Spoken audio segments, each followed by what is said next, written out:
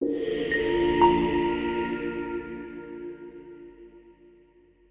city rose around Pippin like a cliff that had decided to become a home. Even in the gray of early morning it was blinding, stone upon stone, pale and hard as bone. Yet the air itself seemed bruised. A wind ran down from Mindolowin with the bite of iron. It found every seam in cloak and tunic, slipped under the collar, and set teeth chattering where pride would have kept them still. Gandalf took the wind as if it belonged to him. He did not hurry, but neither did he drift. He moved with the steady purpose of a man walking toward a door he had opened long ago in his mind. Pippin scrambled to match the pace, his legs still remembering the long ride from the north, and the way fear could stretch a mile into a day. They passed men carrying spears that looked too tall for any comfort, and boys hauling baskets of stones for the walls, and women with faces pinched by sleeplessness, pressing bread into a soldier's hands as though the act itself might keep the world from breaking. Here and there a banner drooped on its pole, black, silver, and the white tree dead upon it, stitched like a memory that refused to fade. "Is it always so quiet?"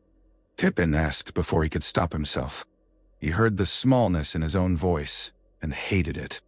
Gandalf's eyes flicked over the city as though counting not towers, but hearts. "Not quiet," he said. "Listening."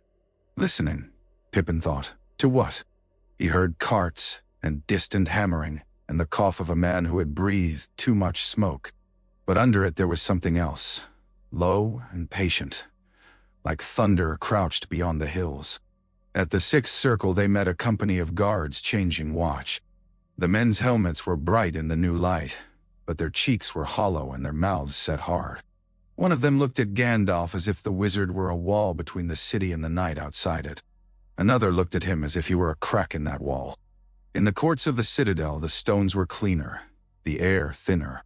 The white tower rose above them, a spear of pale rock, and the fountain court lay beneath it, water moving in a small circle, stubborn and bright, as if it had never heard of war.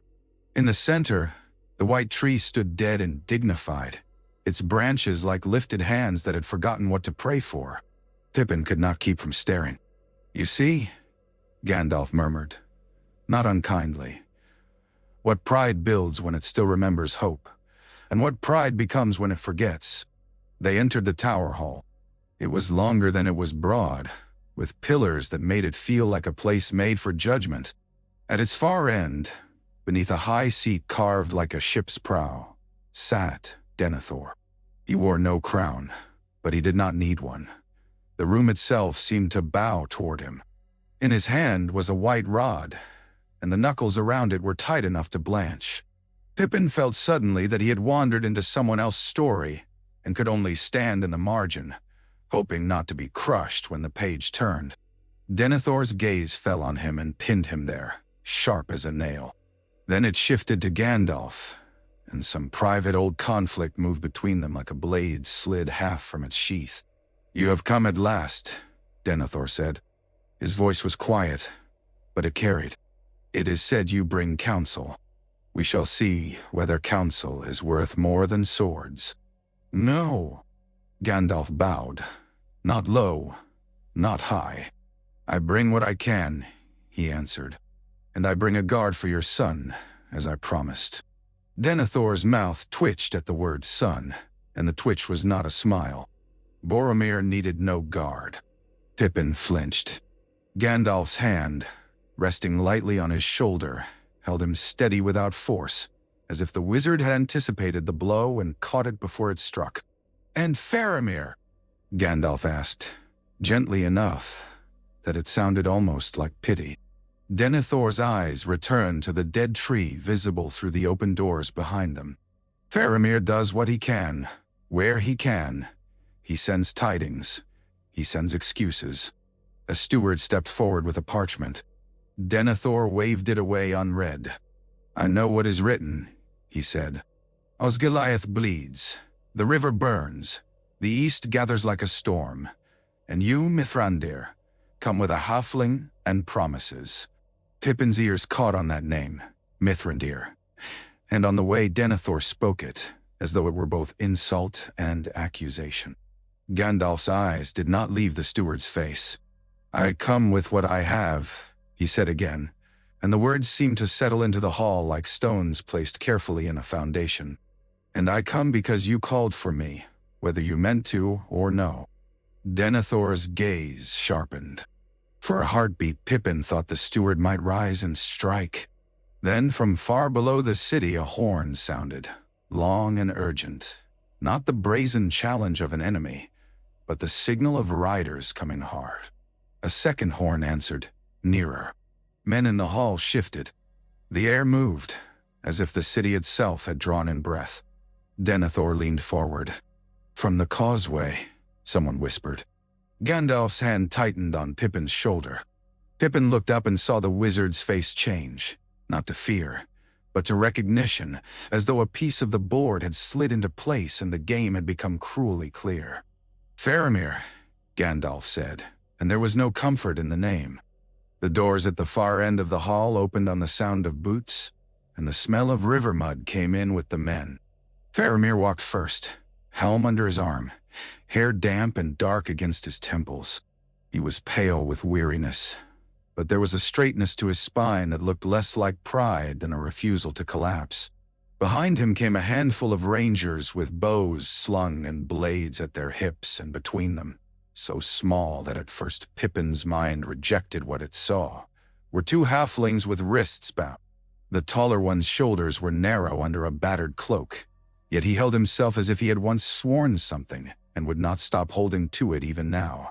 The other looked like a cornered animal, eyes bright, jaw set, as though he had decided the world would have to kill him outright if it wanted him down. A whisper ran through the hall like a draft. Pippin heard his own heartbeat in his ears. Denethor rose slowly, as if even standing was a concession. His gaze fixed on Faramir, not with relief, not with welcome, but with the cold appraisal of a man counting losses. "You come late," Denethor said. Faramir bowed. "I come when I can," he replied. His voice was hoarse. "Osgiliath is contested. The river is watched. The enemy has eyes everywhere. And yet you found time to bring this." Denethor's eyes moved to the halflings.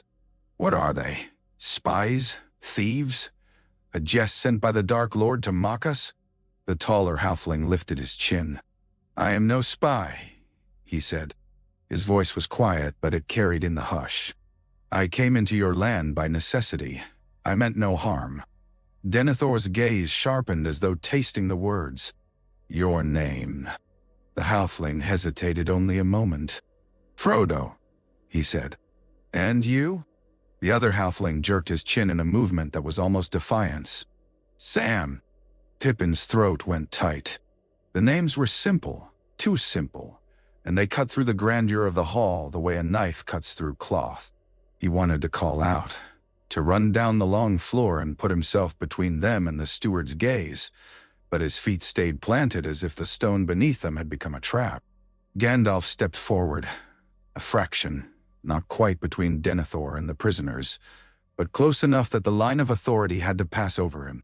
"They are not spies," he said. "If you would hear counsel, my lord." Denethor's eyes did not leave Frodo. "Counsel," he repeated, and the word sounded like a pebble spat from the mouth. "Always counsel. I will hear what is useful. Captain, you will tell me where you found them." Faramir's jaw clenched. "In Ithilien," he said, "near the old refuge behind the falls. They were traveling eastward, under cover. They claimed they sought Mordor." Meh. A ripple of reaction moved among the men. Some scoffs, some sharp intakes of breath. Denethor's lips curled. "Mordor tight." He leaned forward slightly, as if the name itself were bait. "And why would two halflings seek Mordor?" Frodo swallowed. His bound hands tightened together until the rope creaked. "To do what must be done," he said, and the words sounded old, too old for his face. Denethor's gaze flicked at Gandalf for the first time since they entered, and something like satisfaction, thin, cruel, appeared in his eyes. "Ah," he said softly. "You have been busy, Mithrandir." Gandalf's expression did not change, but Pippin saw the muscle in his jaw tighten. "I have done what I was sent to do," he said. Denethor ignored him again.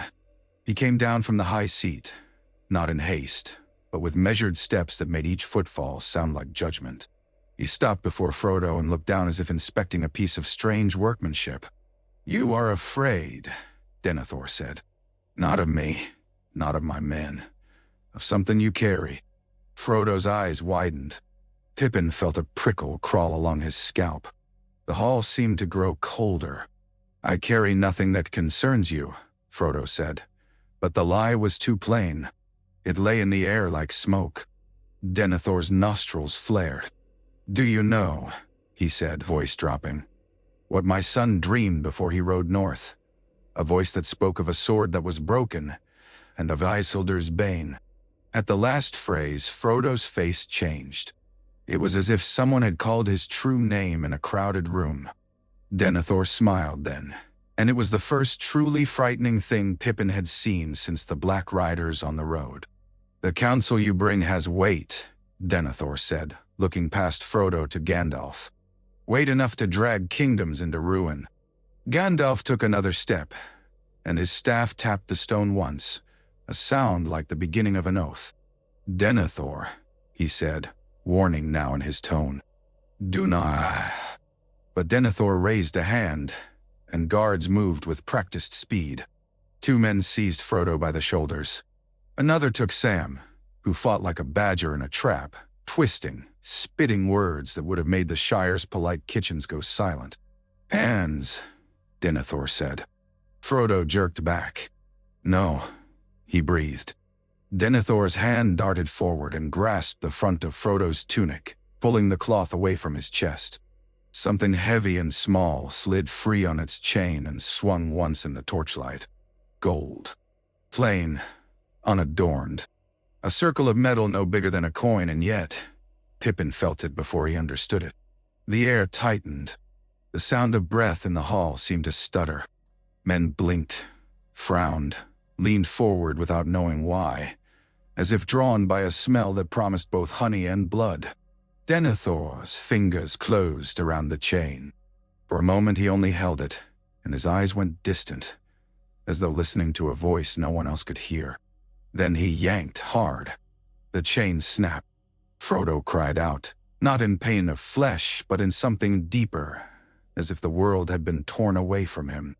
Denethor straightened with the ring in his palm. Gandalf's staff lifted a fraction, and for an instant Pippin thought lightning might split the hall. But the wizard's hand trembled, not from fear, but from restraint so fierce it looked like suffering. Denethor looked at the ring as if it were the first honest thing he had ever held. "So," he said softly, "this is the peril you would keep from me." Frodo sagged in the guard's grip. Sam strained against his captors, eyes wild. "Give it back," he snarled. "You don't know." Denethor's gaze cut to him. "I know enough." He closed his fist around the ring and the gold vanished. "Take them," he ordered. "Confine them. Separate them. I will decide what is done with them when the city is not burning." As Frodo was dragged away, his eyes found Gandalf's for a heartbeat. In them was pleading, an apology, and a horror that needed no words. Gandalf did not look away. Pippin stood frozen, the hall spinning slightly around him, and thought with sudden, childish certainty, everything has gone wrong. Not in a way that could be mended with bravery, or with a good meal, or even with a song. Wrong like a broken bone set crooked. Wrong like a path missed in the dark that leads to a cliff. Denethor returned to his seat, the white rod in his hand again, but his knuckles no longer looked tight. They looked hungry. "Now," Denethor said, and the word was as calm as water over deep stone, "we shall speak plainly."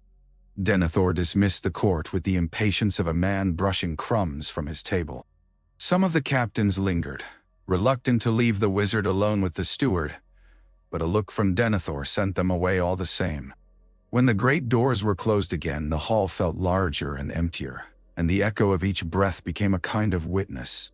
Pippin stayed, because Denethor had not told him to go, and because Gandalf's hand tightened on his shoulder once more. An anchor, silent and firm. Pippin would have clung to a nail in a wall if it meant not being swept away. Denethor sat, long fingers resting on the arms of his chair. "You will speak," he said to Gandalf, "and I will listen.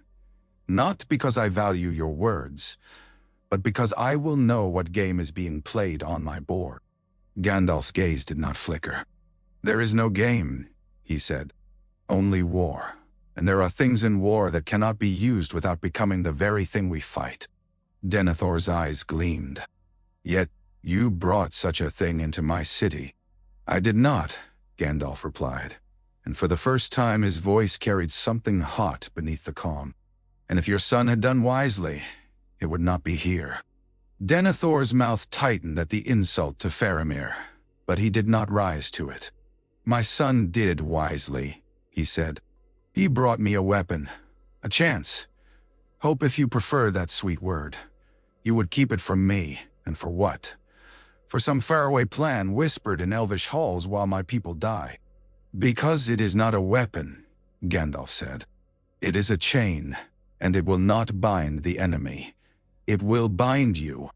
Denethor leaned forward. The white rod in his hand tapped once against the stone like a judge calling for silence.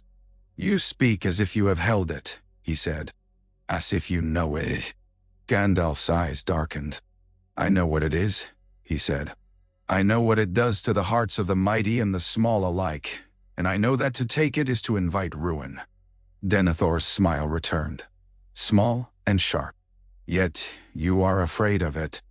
Gandalf did not deny it. The admission lay in the stillness of his posture, in the way his fingers tightened on the staff. Pippin had never seen him look so contained, as if an ocean were held behind his ribs. Denethor's gaze slid toward the doors through which Frodo had been taken. The halfling clung to it like a child to a blanket, he said. He wept when it left him. "Tell me, Mithrandir, was that loyalty, or was it addiction?" Pippin's stomach lurched. He had seen Frodo's face.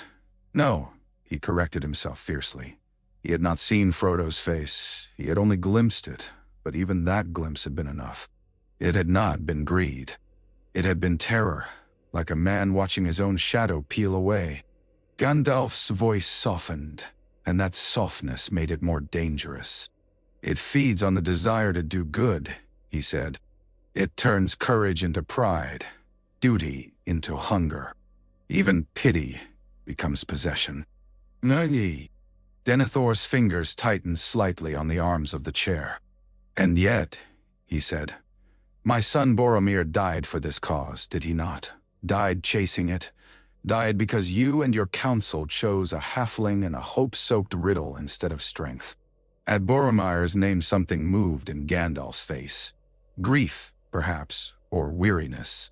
But his eyes did not waver. "Boromir died because the enemy is cunning," he said, "and because the ring is treacherous. It promised him the power to save his people. It would have made him a tyrant with good intentions and a corpse in his wake." Denethor's voice went colder. "You presume to speak of my son." "I presume to speak of truth," Gandalf said. Silence stretched between them. Pippin realized he was holding his breath. Denethor leaned back, gaze lifting to the high roof, as though reading omens in the shadows there. "You have always disliked me," he said at last, almost conversational. "You and your kind, wizards and elves, and all who think themselves wiser because they have longer memories. Yet it is men who stand here now, alone, with the enemy at the gate." "Now." "Not alone," Gandalf said. "Not if you do not cast aside every hand offered you." Denethor's eyes snapped back to him. "Hands offered," he repeated, and his lips twisted. "The hand of the North? The hand of a ranger who claims a title? The hand of a wizard who arrives only when it suits his riddles? I have governed this realm while you wandered. I have watched the east while you whispered in the west. I have kept Gondor alive while your council debated." Gandalf's staff thudded once on the stone, harder now. "And you have done much," he said, and for a moment there was respect in his tone. "But You have also peered into things that should not be used. You have listened to voices that lie." Denethor's expression did not change, but Pippin felt the air tighten again. "You speak of the Seeing Stone," Denethor said softly. Gandalf's eyes were sharp. "I speak of whatever gives you the certainty of despair," he replied. "Certainty is the enemy's finest gift." Denethor's fingers drifted to a chain at his neck, where something hidden lay beneath his robe. Not the ring. Pippin was suddenly sure of that. Something else. Something cold. The gesture was almost unconscious, and it made Pippin's skin crawl. "You cannot command me," Denethor said. "No," Gandalf agreed. "I cannot, and I do not wish to. I only wish you to understand that there are lines which, once crossed, cannot be uncrossed." Denethor's gaze fell on Pippin then, and Pippin felt like a mouse beneath a hawk. "The little ones swore service," Denethor said. "A foolish oath, yet oaths matter. Tell me, Halfling, what did you see in the other's eyes when the trinket was taken?" Pippin swallowed. He wanted to lie. He wanted to say nothing. But Denethor's gaze was a hook, and the truth caught on it before Pippin could dodge. "Fear," he said hoarsely, and, like he'd lost something he was trying not to touch. Denethor's eyes narrowed, and for a heartbeat Pippin thought he saw satisfaction again, like a man who has confirmed a suspicion that will justify cruelty. Gandalf's hand on Pippin's shoulder tightened. "Enough," the wizard said, and there was iron in the word. "Leave the boy out of your reckoning." Denethor's smile was thin. "I will leave him alive," he said, "which is more than the enemy would do, and I will keep what is mine, which is more than you would allow." Gandalf's voice dropped, low and steady. "If you keep it," he said, "you will not keep Minas Tirith. You will not keep your son. You will not keep yourself." Denethor's gaze did not flinch. "Then watch me," he said. He rose and strode toward a side door at the back of the hall, the white rod tapping like a metronome for doom. Guards moved to follow, but he waved them away. Gandalf did not follow immediately. He stood very still, eyes fixed on the door through which Denethor had gone, as if he could see through stone by will alone. Pippin looked up at him. "What will he do?" he whispered. Gandalf's answer came after a long breath, and it was not to Pippin alone. "He will think himself the last man standing," he said. "And the ring loves nothing more than a man who believes he has no choice." Pippin did not see where Denethor went, but he felt it anyway. The steward left the tower hall like a man descending into his own mind, and the city seemed to lean after him. Even the fountain court, with its clean water and dead tree, felt less certain in his absence, as if a balance had shifted. Gandalf moved with sudden purpose. "Come," he said to Pippin. They went down corridors that narrowed and curved, away from the bright courts. The stones underfoot were older here, darker, their mortar smelling faintly of damp earth. A guard at a door straightened at Gandalf's approach, and then hesitated, as if unsure whether to bar the way. Gandalf did not raise his voice. He simply looked at the man, and the man stepped aside as though his own will had been gently taken by the hand and guided elsewhere. Beyond was a stair that wound down into silence. Pippin's heart hammered. He wanted to ask what they were doing, but the words stuck behind his teeth. He followed Gandalf as if following him were the last sensible thing left. At the bottom, the air changed. It was cooler, and it smelled faintly of metal and old smoke. Gandalf stopped before a plain stone door without carving or ornament. No guard stood there. "This is not a place for you," Gandalf said quietly. Pippin's mouth went dry.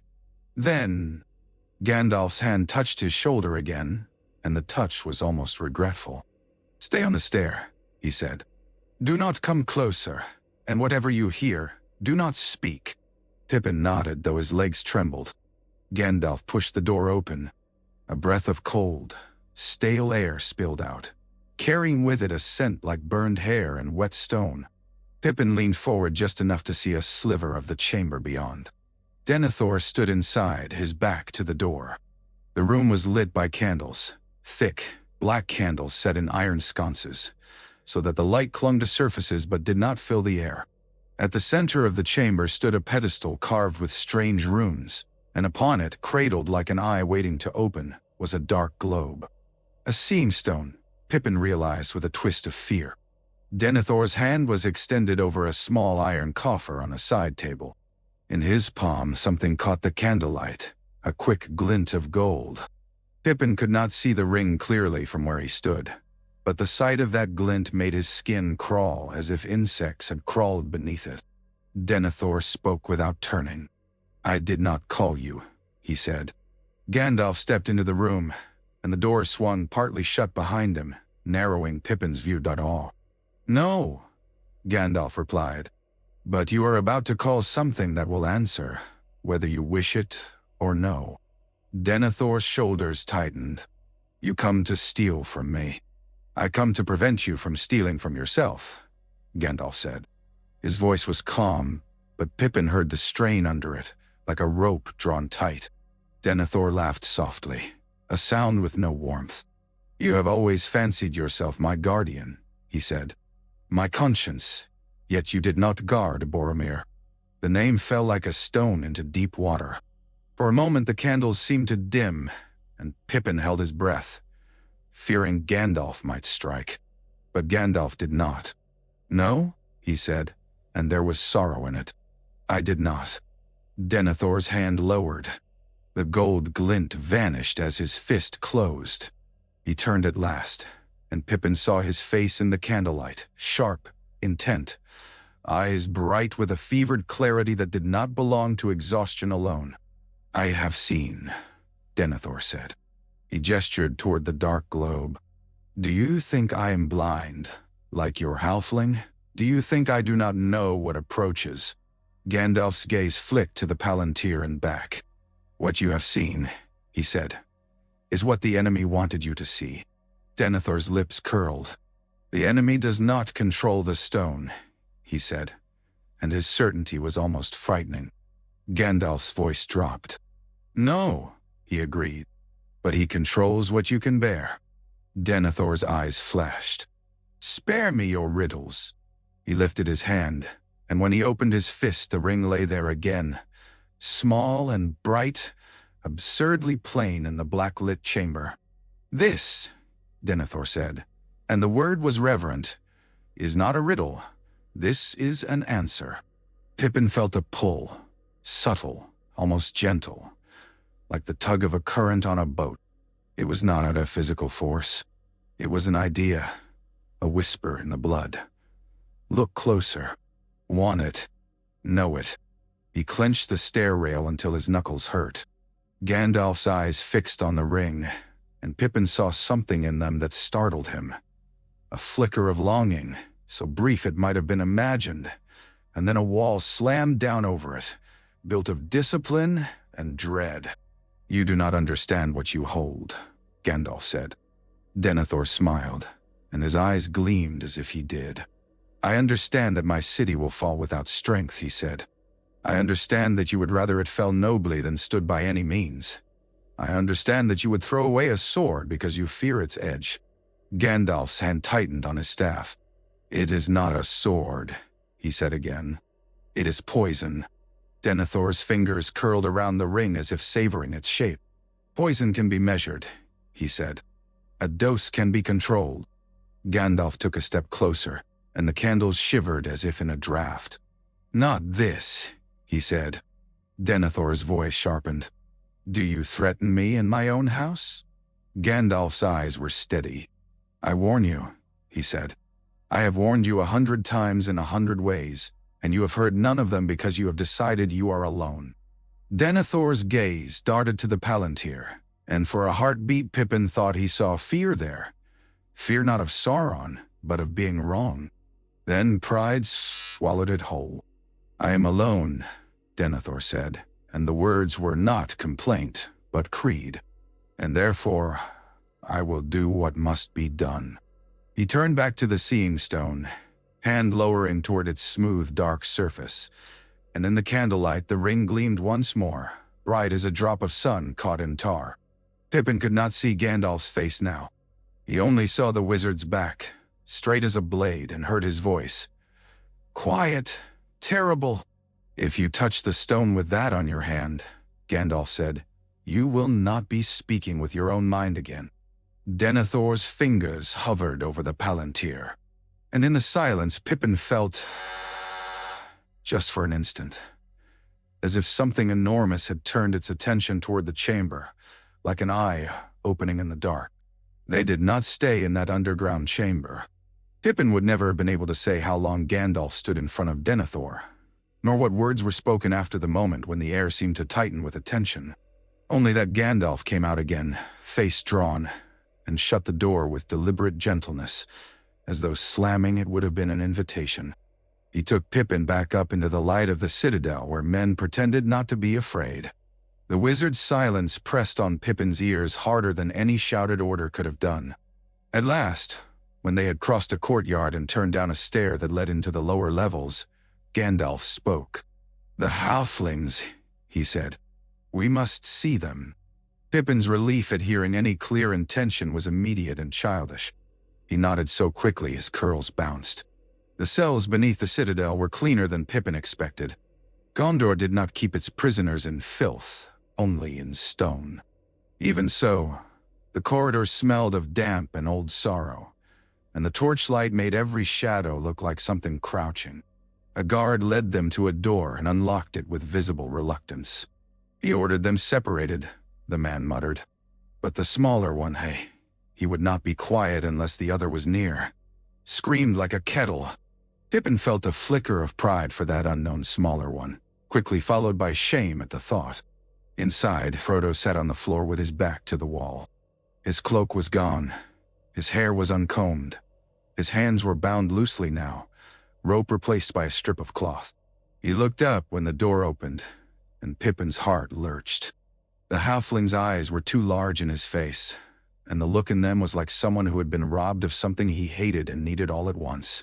Sam sprang to his feet at once, placing himself between Frodo and the door with the instinct of a bodyguard who had never been trained but had learned love like a weapon. "You!" Sam snapped, glaring at the guard. And then his eyes fell on Gandalf, and the glare faltered into something more complicated.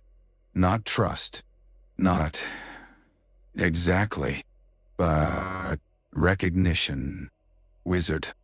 Gandalf stepped inside, and the guard, after a glance at him, withdrew and shut the door. The click of the lock sounded final. Gandalf held up a hand, palm outward, in a gesture of peace. "Frodo," he said, and Pippin startled at the ease with which the wizard said the name, as if it were a familiar word. "Sam." Frodo's chin trembled. "It's gone," he whispered. Sam's face hardened. "They stole it," he said, voice raw with rage. "Like thieves in a market? Like men under fear," Gandalf finished softly. Sam rounded on him. "You knew," he said. "You knew what it was, and you let that old crow take it." Pippin bristled, but Gandalf's expression remained calm. "I did not let him," the wizard said. "I was too late, and too constrained." Sam's hands clenched. Constrained by what? Manners? Titles? He jerked his head toward Frodo. "He can't breathe right without that thing near, and you're talking about being constrained." Frodo made a small sound that might have been agreement or might have been pain. He pressed a hand to his chest where the chain had hung. Pippin realized with a jolt that there might be a bruise there, a mark left by the snapping of the chain, but Frodo did not speak of it. He only sat very still, as if movement might shatter him. Gandalf crouched, bringing himself closer to their height, the lantern's light warming his face without softening it. "Listen to me," he said. "I did not want it here. I did not want any of this. But the road you were on has ended at a wall." Frodo swallowed. Then we must take it back," he said, and there was desperation in his voice, sharp and immediate. "We must take it and go. We were going to destroy it." Pippin's breath caught. Destroy it. The words sounded impossible. How could that little circle of gold that had gleamed in Denethor's hand be destroyed? Gandalf's eyes held Frodo steadily. "You cannot leave the city," he said. "Not now, not with the enemy gathering, not with the steward's suspicion awake like a dog that has tasted blood." Sam's laugh was bitter. "So we just sit here while he plays with it?" he demanded. Gandalf's gaze flicked to Sam, and for a moment the wizard's patience looked like a thin skin over fire. "No," he said. "We do not sit.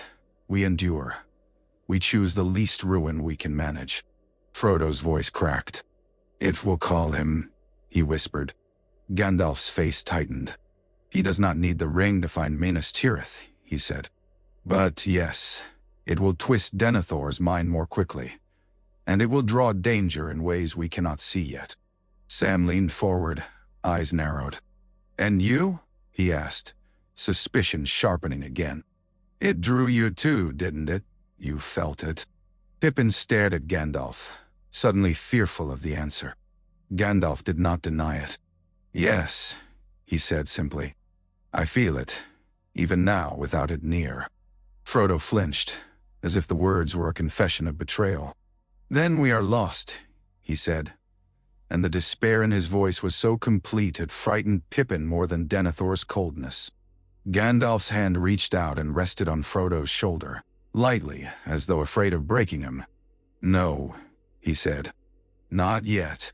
Frodo's eyes lifted, wet and shining. "How?" he whispered. Gandalf's gaze went distant for a moment, as if looking at a road branching into darkness. "Because the enemy has not won until we surrender what we are," he said. "And because there are still choices that do not involve the ring." Sam snorted. "That's easy to say," he muttered. Then his eyes softened a fraction as he looked down at Frodo. "He's hurting, Mr. Gandalf." "I know," Gandalf said. Pippin felt tears pricking at the back of his eyes, and blinked them away fiercely. He hated being helpless. He hated being small. Gandalf rose. "I will do what I can," he said. "But you must be quiet. Do not speak of the ring to any man in this city. Not even in anger. Not even in fear." Sam opened his mouth, but Frodo touched his arm, an exhausted, pleading gesture. Sam shut his mouth with visible effort. Gandalf's eyes moved to Pippin. "And you," he said softly, "you will tell no one what you saw." Pippin swallowed. "I won't," he promised. Gandalf nodded, and the motion looked like the end of a thought that had cost him. He turned to leave, lantern swinging slightly in his hand, casting brief, golden arcs across the wet stone. As the door opened, Frodo's voice came again, small and broken. "Gandalf," he said. The wizard paused. "If he uses it," Frodo whispered, "will you stop him?" In the torchlit corridor, Gandalf's face was all shadow and light, carved into something older than grief. "If I can," he said. And then he was gone, leaving the halflings in stone and Pippin with the sense that the air itself had become heavier, as if the city were sinking under an unseen weight. The day dragged itself forward like a wounded man. From the high walls, Pippin could see the Palantír, broad and green even under the thin winter sun, but in the distance smoke stained the horizon where the river bent east. Every so often a dark speck crossed the sky far away, and men on the walls would stiffen, hands tightening around spear shafts. Gandalf did not let fear settle. He moved through the circles of the city like a spark carried on the wind, speaking to captains, standing at the gates to watch the flow of refugees, sending messengers up and down stairs until Pippin lost count. Orders came from the wizard, and from the steward too, but they did not always point in the same direction. Pippin began to sense the tension beneath the city's skin, two wills pressing against each other while the enemies were pressed from beyond the walls. Near midday, trumpets sounded from the lower gate, bright and defiant. A small stir of hope moved through the streets. Men lifted their heads. Children stopped crying for a heartbeat. Pippin ran to the battlements with the quickness of someone desperate to see good news before it vanished.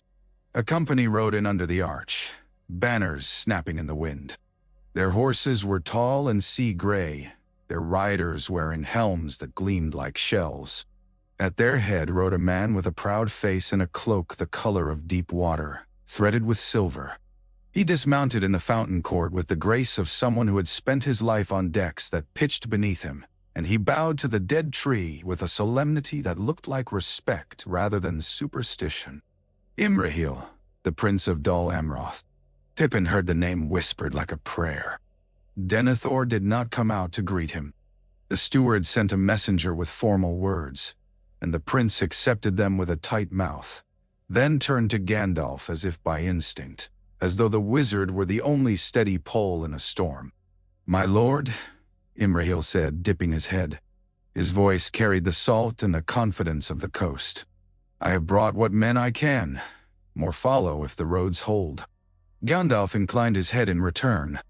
"Then you have brought more than spears," he said. "You have brought hearts."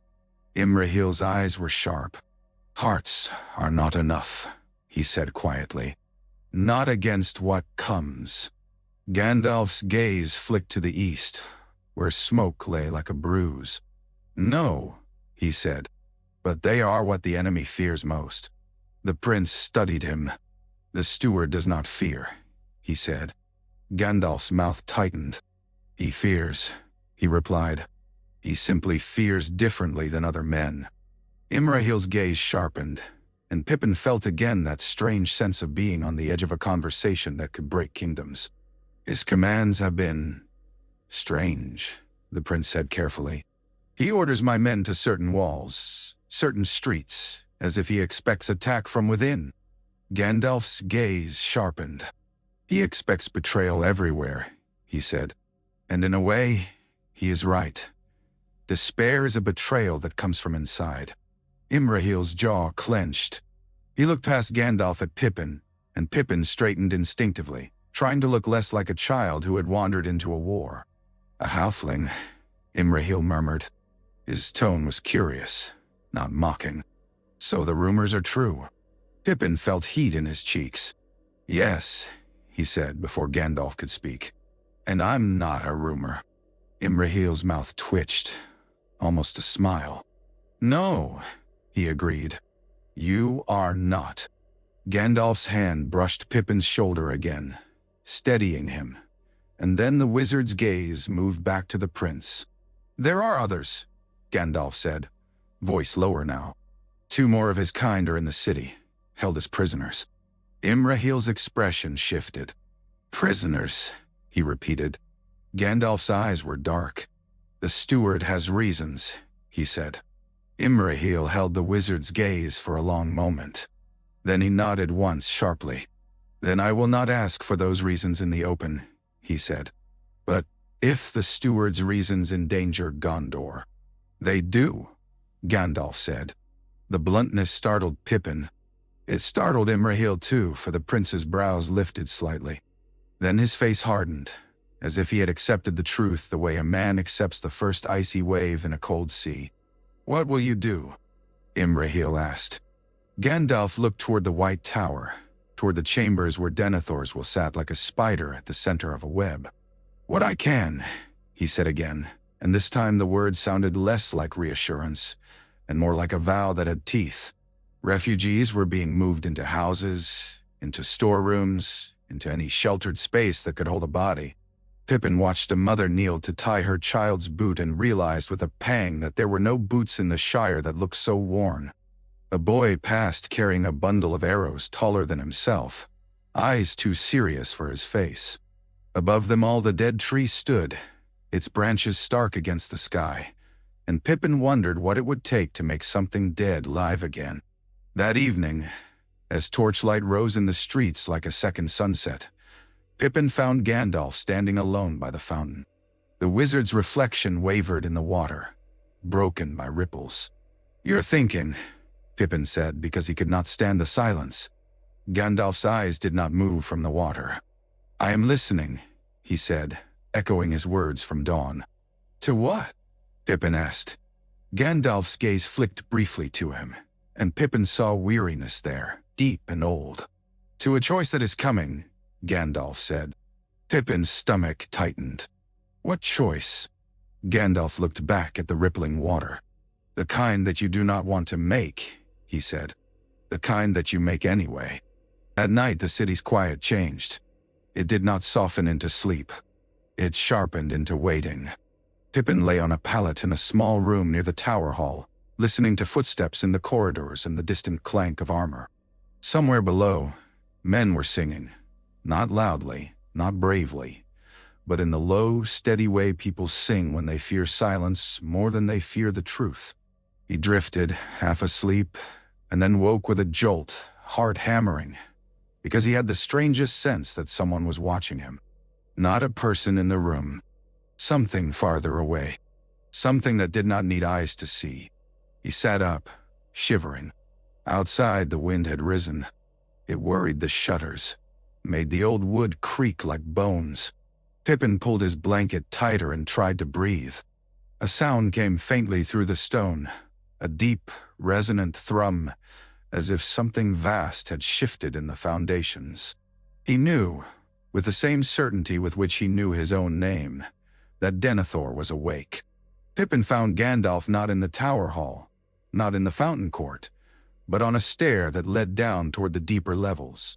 The wizard stood still as a statue, hand resting on the stone rail, head slightly bowed. "You're here," Pippin whispered. Gandalf did not look at him. "Yes," he said. Pippin swallowed. "Is he?" Gandalf's hand tightened on the rail. "He is using the stone," he said, voice low. "I can feel it." Pippin's skin prickled. "Can he see the enemy?" Gandalf's answer was bitter. "He can see what the enemy allows," he said. "And he can see enough to make despair feel like wisdom." Pippin's throat went tight. "Can you stop him?" Gandalf's gaze lifted at last, and in the dim torchlight his eyes looked like coals beneath ash. "Not without doing what I have sworn not to do," he said. Pippin did not understand, not fully. He only understood that Gandalf was afraid, not the flinching fear of a hunted animal, but the fear of a man standing on the edge of a cliff, knowing the safest path might still lead to the fall. From below came a faint sound, like a breath drawn sharply, like a man choking. Gandalf's head turned slightly, listening. Then, as suddenly as if someone had snapped a cord, the pressure in the air eased. The sense of being watched retreated, leaving behind only the ordinary dark. Gandalf exhaled slowly. "He has withdrawn," he said. Pippin let out a breath he had not known he was holding. "Then, he's all right?" Gandalf's mouth tightened. "No," he said. "He is not." Pippin shivered. What did he see? Gandalf's gaze went distant, as if he could see through stone and time. "Ships," he said. "Fire, a darkness like a tide, and a hand reaching toward him that promised certainty." Pippin's voice trembled. "And the ring?" Gandalf's eyes snapped back to him, sharp. "Do not speak of it," he said, not harshly, but with urgency. "Even here." Pippin swallowed the rest of his question. The silence between them filled with unspoken dread. At last Gandalf moved, turning away from the stair. "Come," he said, and Pippin followed, because following was easier than thinking. They went back up into the higher levels, where guards paced and torches burned steadily. Pippin glanced at the White Tower's dark windows and imagined Denethor alone in his candlelit chamber, hand on a black globe that showed him doom, and the ring nearby like a drop of sunlight in his reach. He remembered Frodo's face when the chain snapped. Pippin pressed his fists against his eyes for a moment, hard enough to see sparks, as if pain could push away fear. When he lowered his hands, Gandalf was looking east again. The wizard's posture was still, but in it Pippin sensed a tension like drawn wire. "What are we going to do?" Pippin whispered. Gandalf's voice was very quiet. "We hold," he said. "We wait, and we pray that men do not break before the walls do." Pippin swallowed. "And if they do?" Gandalf did not answer at once. When he did, his voice sounded like a door closing. "Then," he said, "we will face the choice." Morning came with a hard, clear light that made every crack in the city's stone stand out like a scar. Pippin watched from the walls as riders gathered in the lower circles. Men moved with the brisk efficiency of habit, but their faces were tight, their eyes darting toward the east as though expecting to see the horizon split open. Faramir rode out at midday. He came through the gate of the city not with fanfare, but with the grim quiet of someone returning to a place he had never truly left. His men looked at him with fierce loyalty and unspoken dread. Some had the green of Ithilien on their cloaks, faded now, like a memory of leaves under sunlight. Pippin stood near Gandalf on the stone steps above the gatehouse. He could see Faramir's face clearly as the captain paused, looking back up the road of the city toward the White Tower. For a heartbeat, something like longing crossed his features, quickly smothered. Gandalf's voice carried down, not shouted but clear. "Hold as long as you can," he said, "and come back." Faramir looked up. His eyes met the wizard's. "If I come back," he said, and there was no drama in it, only truth. "You will," Gandalf replied, as if saying it could make it so. Faramir's gaze flicked to Pippin then, and the corners of his mouth tightened, not quite a smile, but a softening. "Guard the city," he said to Pippin. Pippin swallowed. The words were absurd. Guard the city? He was a hobbit who had once thought a bad harvest was a catastrophe. Yet something in Faramir's gaze made Pippin straighten. "I will," Pippin said, voice thin but steady. Faramir nodded once, as if accepting the promise, and then turned his horse. The gates opened, iron groaning, and the riders streamed out into the Palantír like blood leaving a wound. As the last of them rode away, Pippin felt the city shift, like a body tensing after losing a limb. Gandalf watched until the dust of their passage faded. Then he turned away, and in his face was a sadness that looked like anger denied. "Is he going to die?" Pippin asked, because the question had clawed its way up from his gut and demanded breath. Gandalf's gaze stayed on the road. "Not if I can help it," he said. Pippin's hands clenched on the stone rail. "You keep saying that." Gandalf's eyes flicked toward him, and there was a rare gentleness there. "Because it is the only honest answer I have," he said. Below them, in the streets, men shouted orders. Women carried buckets of water. Children were herded into doorways. The city braced itself like an animal sensing the strike. Pippin's mind flicked to Frodo and Sam in their cell. He imagined them in the dark beneath all this stone, two small bodies held in place while the world shifted overhead. He imagined Frodo's hand on his chest, searching for the absent chain, feeling the space where the ring had hung like a phantom limb. He turned to Gandalf. "Can we get them out?" he asked. Gandalf's jaw tightened. "Not yet," he said. Pippin's voice rose despite himself. "Why not? He's not using them for anything. He's just—" "Because Denethor does not forget," Gandalf interrupted, not sharply, but firmly. "Because he will see escape as proof of treachery. Because if he thinks the ring is threatened, he will tighten his grip until it strangles the city." Pippin's throat went dry. "Then we're trapped," he whispered. Gandalf's gaze went toward the White Tower again. "Yes," he said. "For now." They walked back up toward the fountain court. The water splashed softly, indifferent. The dead tree stood silent. Pippin realized, with sudden clarity, that the battle for Minas Tirith had already begun. Not in the fields, not at the walls, but in the mind of the man who held its authority. And somewhere in the city, in a room of black candles, a small gold ring lay waiting like a seed of ruin. The first scream came at dusk. It sliced through the city's fragile noises, through hammering and shouting and the low murmur of prayer, like a knife through cloth. Men on the walls stiffened. Some dropped their spears as if their hands had forgotten how to hold. Pippin clapped his hands over his ears, but the sound was not only in the air. It was inside, a vibration in the bones that told the body to run, to hide, to collapse into the smallest shape it could manage. The sky darkened as though someone had poured ink into it. Not cloud, not night, something heavier, pressing down. And within that darkness, shapes moved. Fell beasts wheeled above the city, their wings blotting the last light. Riders sat upon them like wounds in the sky, black cloaks snapping, iron crowns and cruel helms glinting faintly. Pippin's breath came in ragged pulls. He tasted bile. He could not tear his eyes away. Men cried out. Some fell to their knees. A few mercifully fled the walls, scrambling down ladders like rats escaping a sinking ship. Gandalf stepped forward as if the scream were nothing more than an insult. He lifted his staff. The pale wood seemed to drink the torchlight, and then it shone with a cold radiance, like moonlight caught in crystal. "Stand!" Gandalf's voice rang out, and it was not thunder, not magic, but the sheer authority of a will refusing to yield. "Stand and be counted!" The light from his staff flared, and for a heartbeat, the air cleared.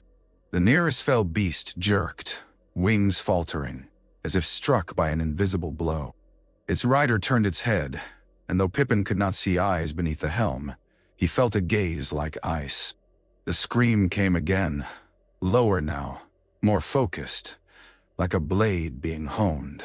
Pippin's knees buckled. He grabbed the stone of the battlement and held on with both hands. He could not breathe. Gandalf did not retreat. He stood on the wall like a white line drawn against darkness, staff raised, cloak snapping in the wind. The light held. The fell beasts wheeled, hesitated, and then, slowly, unwillingly, pulled back, circling higher. The pressure eased. Not gone, but less immediate. Men gasped as if surfacing from drowning. Pippin realized his hands were shaking so hard he could barely unclench them. He looked at Gandalf and saw sweat at the wizard's temple, a fine sheen that caught the torchlight. Gandalf's jaw was clenched, his eyes fixed on the retreating shadows. What were they doing? Pippin managed, voice cracking. Gandalf lowered his staff slightly, though the light remained. "Testing," he said. "Tasting fear. Measuring the city's heart." Pippin swallowed. "They'll come back." "Yes," Gandalf said. A captain stumbled up, face pale. My lord, some men have fled their posts." Gandalf's gaze flicked to him, and the captain straightened despite himself, as if the wizard's look had pinned him upright. "Then put men there who will not flee," Gandalf said. "And tell the ones who ran that the walls do not need cowards. The city does not need them. If they wish to live, let them find courage." The captain swallowed and nodded, then ran off. Pippin stared at Gandalf. "How can you say that?" he whispered. They were terrified. Gandalf's eyes flicked toward him. "Am I?" he said. Pippin blinked, startled. "You are." Gandalf's gaze went back to the sky. "Fear is not the sin," he said. "It is what we do with it." Pippin looked east, where darkness lay thick. Somewhere beyond that, the enemy's armies moved. Somewhere within the city, Denethor held the ring. Pippin's mind, unbidden, imagined what it would be like to have something that could command those shadows, to make the screaming riders flee, not because one stood against them, but because they were ordered to. He felt the shape of that thought, and recoiled from it as from a hot stove. Gandalf's voice came again, softer now, almost to himself. "They are not afraid of the walls," he murmured. "They are afraid of what might be inside them." Pippin's stomach tightened. "You mean you?" Gandalf did not answer. The silence was answer enough. Below, the city's torches burned brighter as night fell, and the white tower rose above it all, a pale finger pointing at the sky as if accusing the dark. Pippin could not shake the feeling that the scream had not been meant only for the men on the walls. It had been meant for Denethor, for the ring, for whoever might dare to take it. 2 days later, Osgiliath fell. It did not fall in some grand, distant way that could be mourned later in song. It fell in a rush of messengers, of exhausted men staggering through the gate with blood on their sleeves, of shouts that turned to sobs in the same breath. Pippin was in the second circle when he saw them come in, men limping, some carried, faces gray with shock. The smell hit him first, iron and sweat, and something sour beneath it. He gagged, then forced himself to swallow it down. A shout went up. The captain returns. Faramir was on a litter, his head lolling slightly, hair plastered to his forehead with rain. His armor was dented and stained dark. One of his hands hung limp over the side, fingers slack. Pippin's heart thudded. He ran alongside the litter until a soldier shoved him back roughly. Gandalf appeared as if summoned by the chaos. He pushed through the crowd with a grim efficiency, his face set. He looked down at Faramir, and something like pain flickered across his features. "Take him to the houses," Gandalf ordered. "Quickly!" But the litter did not turn toward the houses of healing. It turned uphill, toward the citadel. Pippin's stomach dropped. "No," he whispered. Men carried Faramir through the gates of the upper circle and up the steep streets, rain slicking the stone. Pippin followed, breath coming in gasps. He saw women in doorways making signs against evil, saw children clinging to their mothers' skirts with wide eyes. In the fountain court, Denethor was waiting. He stood beneath the dead tree, his black cloak plastered to him by rain, face pale and rigid. When the litter entered the court, he moved forward with sudden speed and seized the edge as if he might drag it back by force. "What have you done?" Denethor demanded, voice cracking like a whip. The men carrying the litter flinched. One opened his mouth, but no words came. Their faces were too tired for speech. Denethor looked down at Faramir. For a heartbeat, Pippin saw something human in the steward's face. Shock, grief, love twisted sharp. Then it hardened into rage. "You failed," Denethor hissed, and the words were not to Faramir alone. They were to the world. Gandalf stepped into the court, rain beating on his cloak. "He did what he could," the wizard said. "And he lives." Denethor's gaze snapped up. "Lives," he repeated, voice rising. "Look at him. He is ashes already." "He can be healed," Gandalf said.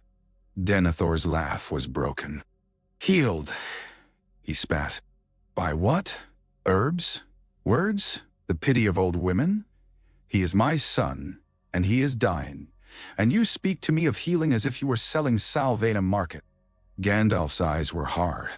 "Then do not waste time," he said. "Let him be taken to those who can help him." Denethor's gaze flicked to the litter, to Faramir's slack hand.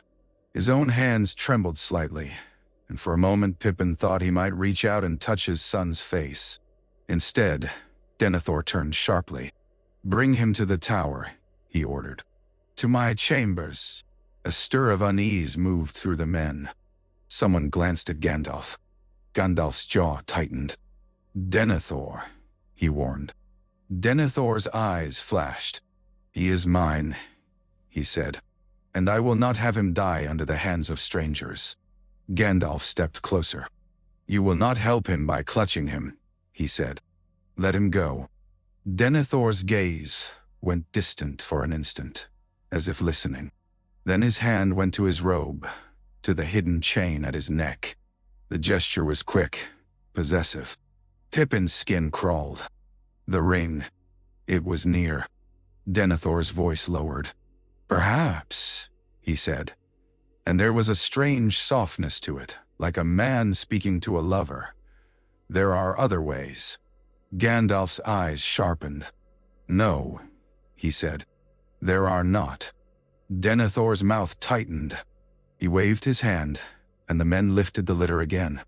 They carried Faramir toward the tower. Gandalf did not move to block them. He watched, still as stone, as if weighing every possible outcome and finding them all bitter. Pippin edged closer to him, rain running down his face like tears. "He's going to do something," Pippin whispered. "Yes," Gandalf said. "What?" Pippin's voice cracked. Gandalf's gaze lifted to the White Tower's dark windows. "Something he believes will save his son," he said quietly. "And save his city." Pippin's throat went tight. "And will it?" Gandalf's voice was almost too low to hear over the rain. "No," he said. "It will only give him permission to destroy them." That night, Gandalf stole into Denethor's darkness. Pippin had followed him without being told, because fear had made him stubborn. He trailed behind the wizard through corridors that seemed too quiet, past guards who looked away as if the act of seeing would make them complicit. They reached the stair that descended to the chamber of the Seeing Stone again. Gandalf paused, head bowed, as though centering himself. Then he went down. This time he did not tell Pippin to stay behind. Perhaps he knew the hobbit would not obey. Perhaps he wanted a witness. Or perhaps he simply did not have the strength to push anyone else away. The stone door opened with the same sigh of stale air. Inside, the black candles burned low. Denethor stood by the pedestal, one hand resting on the Palantír as if it were a lover's shoulder. His face was hollowed by exhaustion, but his eyes were bright, feverish. On the table nearby, the iron coffer sat open. The ring lay on a dark cloth beside it. Pippin's breath stopped. The gold caught the candlelight and gave it back, clean and warm, like a hearth in winter. He felt his feet want to move forward without him. Denethor did not turn. "You come again," he said softly.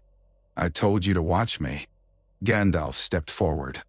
"I have watched," he said, "and what I see is a man tearing his own soul open." Denethor's laugh was thin. "You speak as if the soul were a trinket," he said.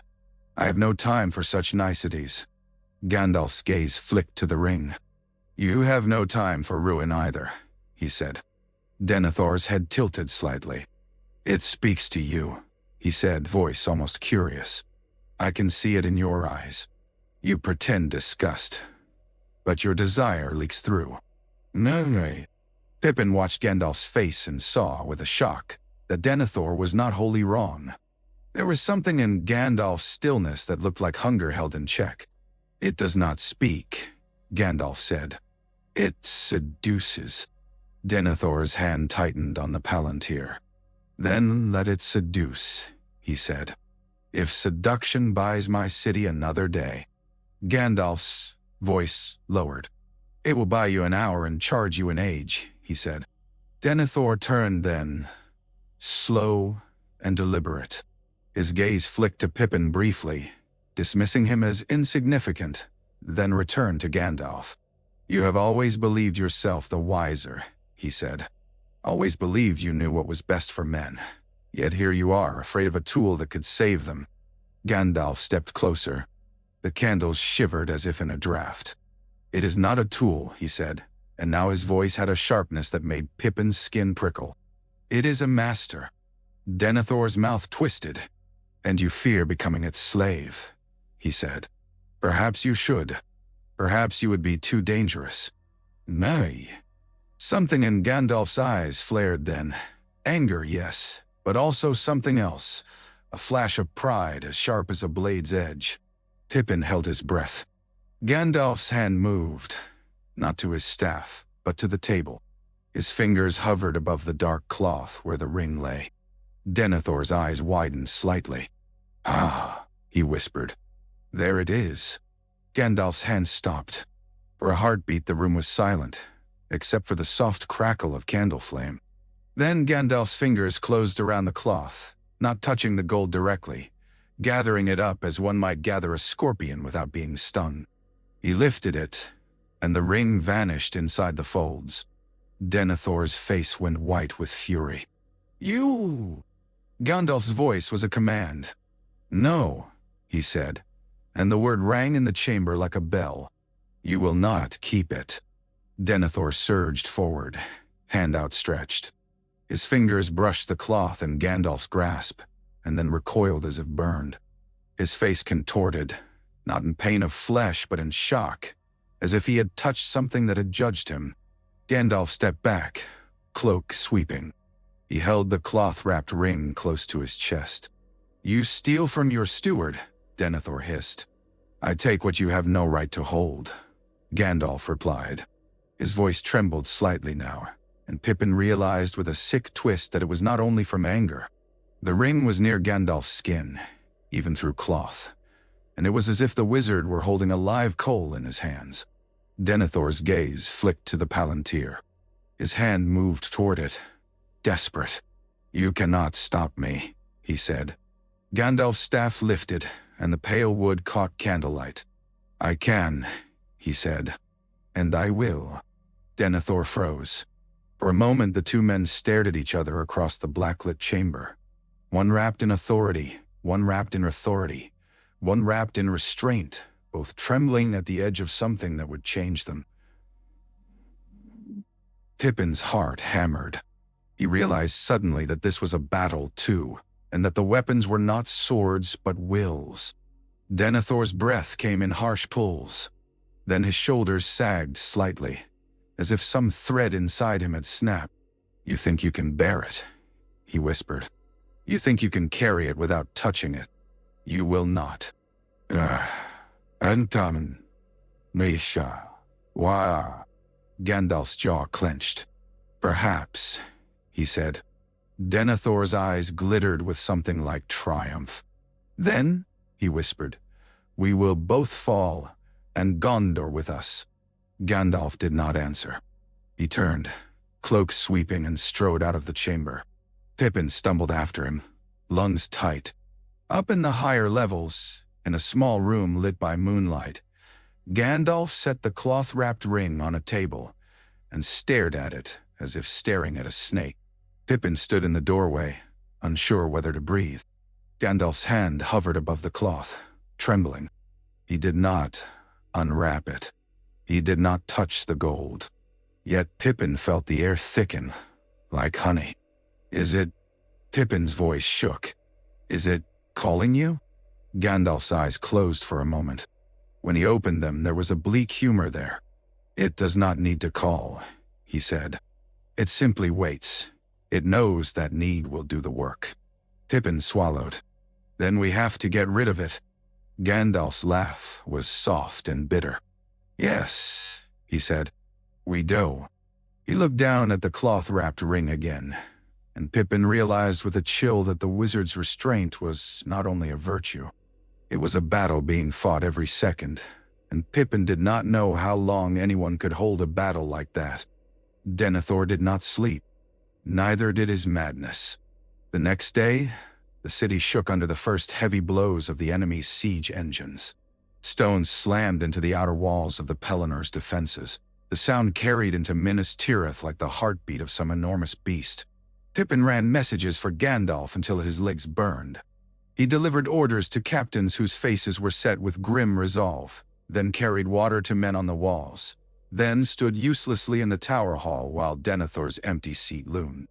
At last, exhausted, he slipped away and went down toward the houses of healing, needing to do something that felt like help. He found only chaos there. Wounded men already arriving from skirmishes outside the walls, women tearing cloth into bandages, herbs crushed under hurried hands. A rumor ran through the halls like a rat. The steward had taken his son from the healers. The steward had locked him away. The steward was preparing a funeral before the man was dead. Pippin's blood turned cold. He ran. He found the door to the silent street guarded. The guards stood stiff, eyes forward, as though pretending not to hear the muffled voices from within. Pippin tried to push past, but a hand caught his shoulder. "No one enters," the guard said, voice strained. Pippin's chest heaved. "He's going to burn him," he blurted.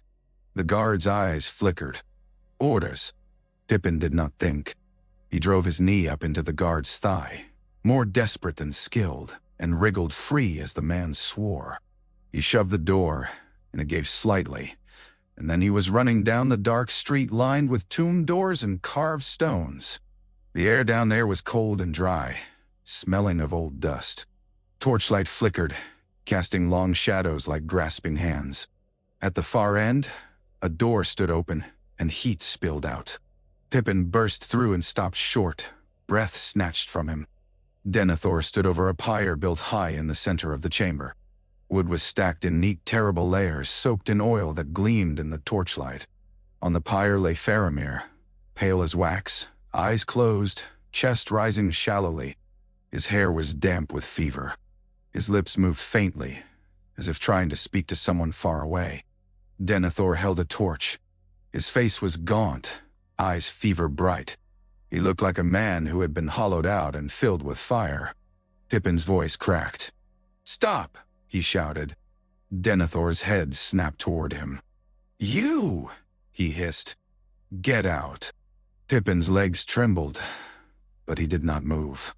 "He's alive," he said, voice shaking.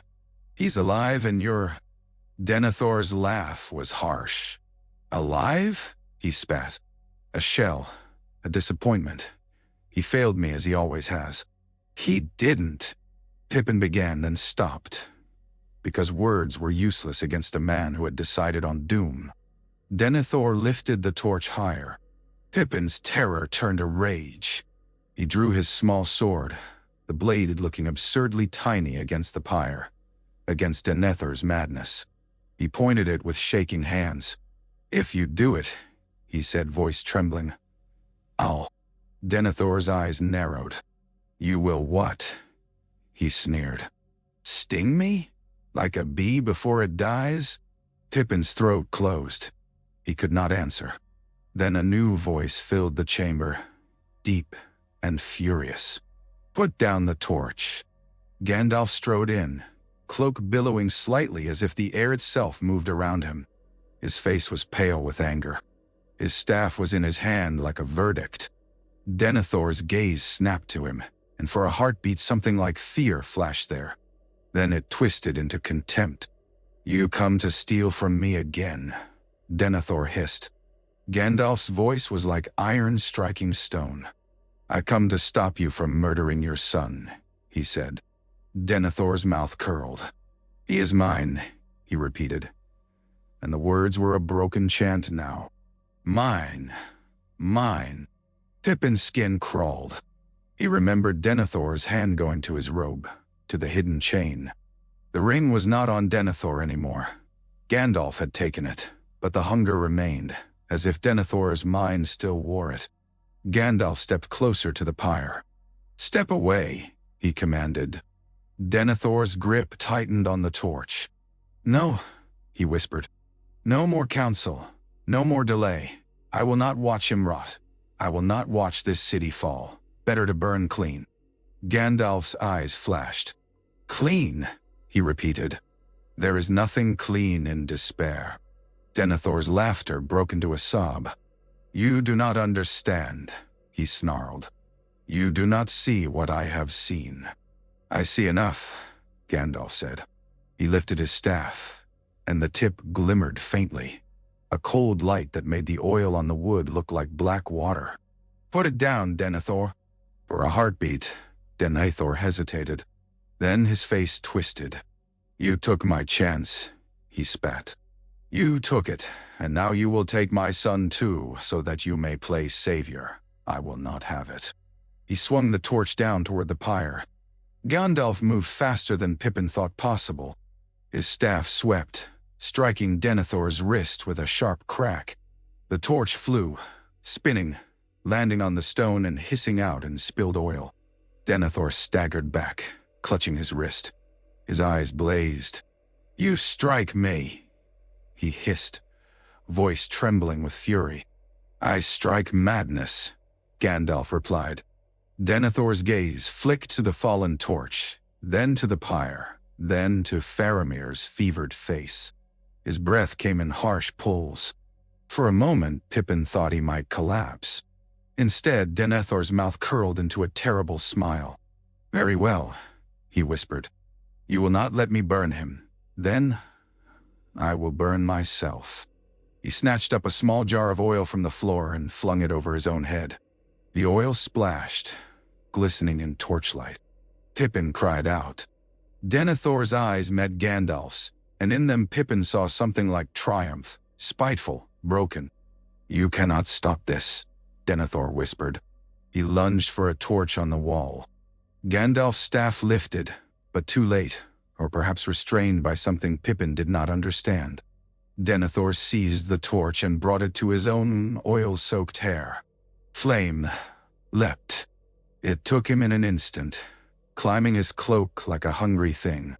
Denethor screamed, not in pain alone, but in rage, in hatred, in the final shattering of a mind that had decided the world was unworthy of his endurance.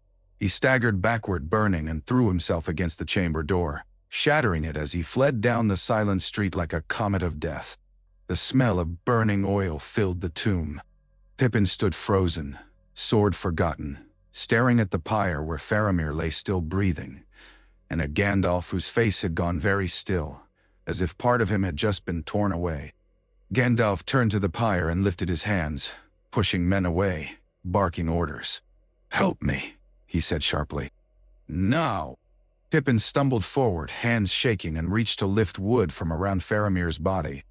The wood was slick with oil. It stank. His fingers slipped, but he did not stop. Above them, somewhere far up in the city, another scream echoed. Whether Denethor's or the enemies, Pippin could not tell. They carried Faramir out of the tombs like a man being pulled from a grave he had not yet earned. Pippin's arms ached, slick with oil, but he did not let go. Others took the weight, strong soldiers with grim faces and trembling hands. But Pippin stayed close, unwilling to be separated from the living proof that Denethor's madness had not claimed everything. Gandalf moved at their head, staff in hand, voice sharp with command. His authority cut through chaos like a blade. Men obeyed without thinking, because thinking was too heavy and obedience was easy. Behind them, in the silent street, firelight flickered as Denethor's burning body vanished into darkness. Somewhere above, alarms rang. Shouts echoed through stone corridors. The city's nerves were exposed raw. They reached the houses of healing. Healers rushed forward, faces tight with horror as they saw the oil on Faramir's clothes, the waxy pallor of his skin. They laid him on a bed, stripped away the soaked garments, began to wash him, to press cool cloths to his brow, to murmur prayers and practical instructions in the same breath. Pippin stood at the edge, shaking, until a woman with gray hair and sharp eyes seized him by the shoulders and pushed him toward a bench. "Sit," she ordered. "You'll faint, and then I'll have two patients." Pippin sat because his legs gave out, not because he obeyed. Gandalf lingered only long enough to ensure Faramir would not be left to die in neglect. Then he turned away. Pippin scrambled up at once. "Where are you going?" Pippin demanded, voice cracking. Gandalf's face was pale. "To the gate," he said. Pippin's stomach dropped. "But Denethor." "Denethor is gone," Gandalf said, and the bluntness of it struck Pippin like a slap. "There is no steward now, in truth, only a city under siege. Imrahil will keep order as best he can, but command must be taken." "You mean you," Pippin whispered. Gandalf's eyes flicked to him. "I mean whoever will not let despair take the reins," he said. Outside, the city shook again under a blow that made dust fall from the ceiling. Somewhere in the distance, men screamed. The sound was not from battle alone. It was from fear, from the knowledge that walls could break. Pippin followed Gandalf through corridors choked with smoke and running men. In the fountain court, the water splashed as if startled. Soldiers ran past the dead tree, faces grim. Imrahil stood with captains, issuing orders with a calm that looked like steel and silk. When he saw Gandalf, Imrahil's gaze sharpened. "The steward?" he demanded. Gandalf's answer was quiet, but absolute. "Dead," he said. A flicker of shock crossed Imrahil's face, then anger, then grim acceptance. He did not ask how. There was no time for questions that did not build walls. "Then we stand together," Imrahil said. Gandalf nodded. "Yes," he said. Pippin looked from one to the other, feeling suddenly as though the city had lost its spine and was trying to grow a new one in the middle of a storm. They reached the gatehouse. The great gate of Minas Tirith loomed below, iron-banded, massive. Beyond it lay the Palantír, now scarred with trenches and fires. The enemy's siege engines crouched in the distance like giant beasts, their arms rising and falling. A tremor ran through the ground. Another blow, closer now. The gate groaned as if in pain. Men crowded the walls, eyes wide. Some prayed. Some whispered. Some stared in a numb silence that looked like surrender. Gandalf climbed the steps to the battlement above the gate and looked out. Pippin followed and felt his breath catch. The plain was black with movement. Orcs swarmed like ants. Great shapes lumbered, trolls, their shoulders hunched beneath crude armor. Fires burned in pits. Smoke rose in pillars, blotting the horizon. And above it all, the sky was stained with darkness. A shadow moved there, circling like a hawk. The Witch King, Pippin thought. Though he did not know how he knew. The gate shook again. Men cried out. Gandalf's hand tightened on his staff. Pippin glanced at the wizard's face and saw something unsettling. Not fear, not panic, but calculation. The look of a man counting not enemies, but minutes. Pippin's mind flashed to the cloth-wrapped ring in Gandalf's room. "Gandalf," Pippin whispered. The wizard did not look at him. "Yes," he said softly, as if answering a thought rather than a word. Pippin's throat went tight. "Is this the choice?" Gandalf's voice was almost a breath. "It approaches," he said. Another blow struck. The gate groaned louder, iron protesting. From beyond the walls came a sound like laughter, deep, harsh. The voice of an enemy delighted by slow destruction. Pippin's hands clenched. He wanted to scream at the sky, at the enemy, at Denethor's madness, at the ring that had turned everything crooked. He wanted to do anything that would make this moment not the moment the world ended. But there was no time for begging. Gandalf stood very still, watching the gate as if watching the last thread holding the world together. Denethor's death did not quiet the city. It unmoored it. Word ran faster than messengers. By evening, men in the streets spoke of fire in the tombs, of a burning figure on the silent street, of the Steward's fall. Some said he had been taken by madness. Some said the wizard had slain him. Some said the enemy had reached a hand through the walls and plucked the city's lord away. Truth mattered less than the tremor it caused. When people believe the foundation has cracked, they begin to listen for the sound of collapse. Imrahil and the captains tried to quell the rumors. They had no time to grieve, no time to argue. Orders were shouted. Patrols increased. Priests were sent to speak comfort. None of it stopped the whispers. Fear is not soothed by instruction. It is fed by uncertainty. Pippin watched it spread like ink in water and felt sick. Gandalf moved as if he carried a weight no one else could see. He spoke with Imrahil, with captains, with messengers from the lower walls. He sent men to reinforce the gatehouse, to bring up stones for repair, to keep water buckets filled. He did not mention Denethor again. In a brief lull, Pippin found himself alone with Gandalf in the wizard's small room high in the tower. Moonlight fell through narrow windows, painting the floor in pale bars. The city below flickered with torchlight like a field of fireflies trapped under glass. On the table lay the cloth-wrapped bundle. Pippin stared at it. He could not help it. His eyes kept drifting back, as if drawn by a thread. Gandalf's gaze followed his. "Do not," he said quietly. Pippin swallowed. "I'm not," he lied. Gandalf's mouth tightened. "You are," he said. "And so am I." Pippin's throat went tight. "Then why keep it here?" he whispered. Gandalf's laugh was soft, bitter. "Because if I give it to another," he said, "I share the ruin. If I hide it," he paused, eyes flicking to the window as if expecting to see an eye in the dark, "it will be found. If I destroy it," his voice tightened, "I cannot." Pippin's stomach clenched. "Why not?" Gandalf looked down at the bundle, and for the first time Pippin saw weariness so deep it looked like age. "Because it cannot be destroyed here," he said. "Not by hammer, not by fire. It must be unmade where it was made." "No." Pippin remembered Frodo's cracked voice, "Destroy it," and the despair in it. "Then, Frodo," Pippin began. Gandalf's gaze lifted sharply. "Frodo cannot carry it now," he said. Pippin's heart sank. "So that's it," he whispered. "We Just lose. Gandalf's eyes flashed. No, he said. We fight. We endure. We buy time. Time for things to move that have not yet moved. Pippin's voice shook. What things? Gandalf did not answer. He turned away, cloak sweeping.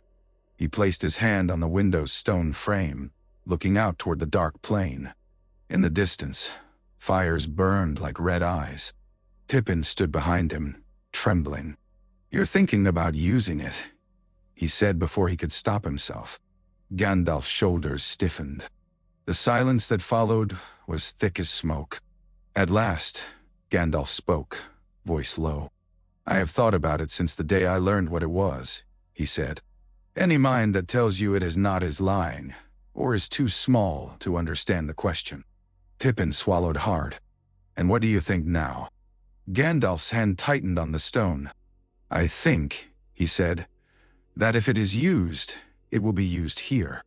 If it is claimed, it will be claimed in the heart of this city, under the eyes of the enemy, in the hour of greatest need. That is how it works. It waits for the moment you feel you have no choice. None.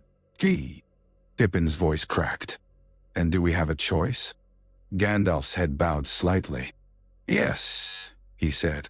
We can choose to lose. Pippin felt tears sting his eyes. That's not a choice, he whispered. That's just dying slower.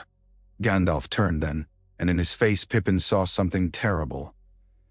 Compassion strained to its limit, and beneath it a fierce anger at the world's cruelty. It is a choice, Gandalf said, because there are worse deaths than the bodies. Pippin's gaze fell again to the cloth-wrapped bundle. He imagined the ring under that cloth, small and perfect. He imagined Denethor holding it like an answer. He imagined the fell beasts wheeling above the walls. You can't, Pippin whispered, not sure whether he meant he couldn't choose to lose, or Gandalf couldn't choose to claim. Gandalf's eyes held his. I can, he said softly, and that is what frightens me. A deep boom shook the tower. Dust drifted from the ceiling. The siege had begun in earnest. Gandalf's gaze went to the bundle. His hand hovered above it for the briefest moment, fingers trembling, then drew back sharply as if he had touched a flame. Come, he said, voice changing, becoming command again. The gate will not hold itself. Pippin followed, heart pounding, as the wizard left the room and the ring lay waiting behind them like a sleeping poison. The gate broke at dawn, not all at once. It groaned and shuddered through the night, iron bands screaming under the hammering of the enemy's great ram. Men on the walls threw stones and poured boiling water until their arms shook. Arrows fell like rain. Orcs died in heaps and were dragged away by their own. The ram struck again and again, patient as a tide. With each blow, Pippin felt the city's heart jolt. Gandalf stood in the gatehouse through the night, cloak stained with smoke, eyes fixed on the iron. He spoke little. When he did, his words were clipped, precise. He was holding himself together by force of will, and Pippin could see it in every tight line of his posture. Just before dawn, the sound changed. The ram struck and the gate did not merely groan, it cracked. The iron band snapped with a sharp, ringing scream. The doors bowed inward. Men cried out. Some ran forward with timbers, trying to brace the gap. The gate shuddered again. Pippin's breath came in ragged pulls. He could taste smoke and fear. He clutched his sword and hated how small it felt. Then came the final blow. The gate burst inward with a thunderous crash. Iron and wood exploded into splinters. Men were flung back. Dust filled the air, thick as fog. Through the dust came a roar of voices. Orcish laughter, harsh and hungry. Shapes surged forward, black against the pale stone, spilling into the breach like water through a broken dam. Gandalf moved. He rode forward on his white horse, and for a heartbeat the sight was almost beautiful. White against black, calm against chaos. He lifted his staff, and light flared, stark and cold, driving back the first wave as if the air itself had become a wall. Orcs shrieked, shielding their eyes. Some stumbled back, snarling, but their numbers pressed behind them. Then the air changed. It tightened, chilled, as if the world had inhaled. A shadow fell over the broken gate. Pippin looked up and felt his blood freeze. A fell beast descended, wings beating slow and heavy. Its rider sat like a wound in the sky, crowned with something that caught the faint light like a jagged crown of iron. The creature's talons scraped stone. The rider's presence pressed down like weight on the mind. The Witch King. Pippin did not know the name, not truly, but he felt the truth of it in his bones. This was not an orc, not even a captain. This was something older than the city's walls, something that had worn fear like armor for centuries. The Witch King's voice rolled out, and it was not quite speech, not quite sound. It was a command shaped like a threat. "Old fool," it said, and the words were a blade. "Do you stand alone?" Gandalf's horse stamped, tossing its head, but did not flee. Gandalf sat straight, staff raised. His face was pale, eyes bright. He did not look small. But Pippin saw, with a sick twist, that Gandalf's hand trembled. Not from fear, from restraint. "You cannot enter here," Gandalf said, and his voice rang clear, carrying through dust and screams. "Go back to the shadow that bore you." The Witch King laughed, a sound like metal dragged over bone. "I have broken gates," it said. "I have broken kingdoms. I will break you." It lifted a hand, and the air itself seemed to darken. Pippin felt his vision blur at the edges, as if the world were being smothered. Gandalf's staff flared brighter. The light held, but Pippin saw sweat on Gandalf's brow now, and his jaw clenched so hard it looked like pain. The Witch King leaned forward slightly, and the fell beast's breath steamed in the cold air. "Where is it?" the Witch King whispered, and the question was not for Gandalf alone. It was for the stones, for the city, for something hidden within. Pippin's stomach dropped. The ring. It knew. Gandalf's eyes flashed. For a heartbeat he looked, not at the Witch King, not at the orcs swarming in the breach, but inward, as if staring at a door in his own mind. Pippin's heart hammered. He remembered the cloth-wrapped bundle. He remembered Gandalf's trembling hand hovering above it. "This is the choice," Pippin thought wildly. "This is it." The Witch King's voice lowered, almost intimate. "Give it to me," it said, "and I will let your city burn clean. I will let your people die quickly." Pippin's throat tightened with horror. Gandalf's horse stamped again. Gandalf's eyes were blazing now, but in them Pippin saw something else. Something like calculation, like a man weighing two deaths and choosing the one he could bear. The Witch King lifted its hand, and darkness gathered. Gandalf's staff shook. Pippin could not breathe. He wanted to scream, to run, to throw himself at the Witch King with his tiny sword. He wanted to do anything that would make this moment not the moment the world ended.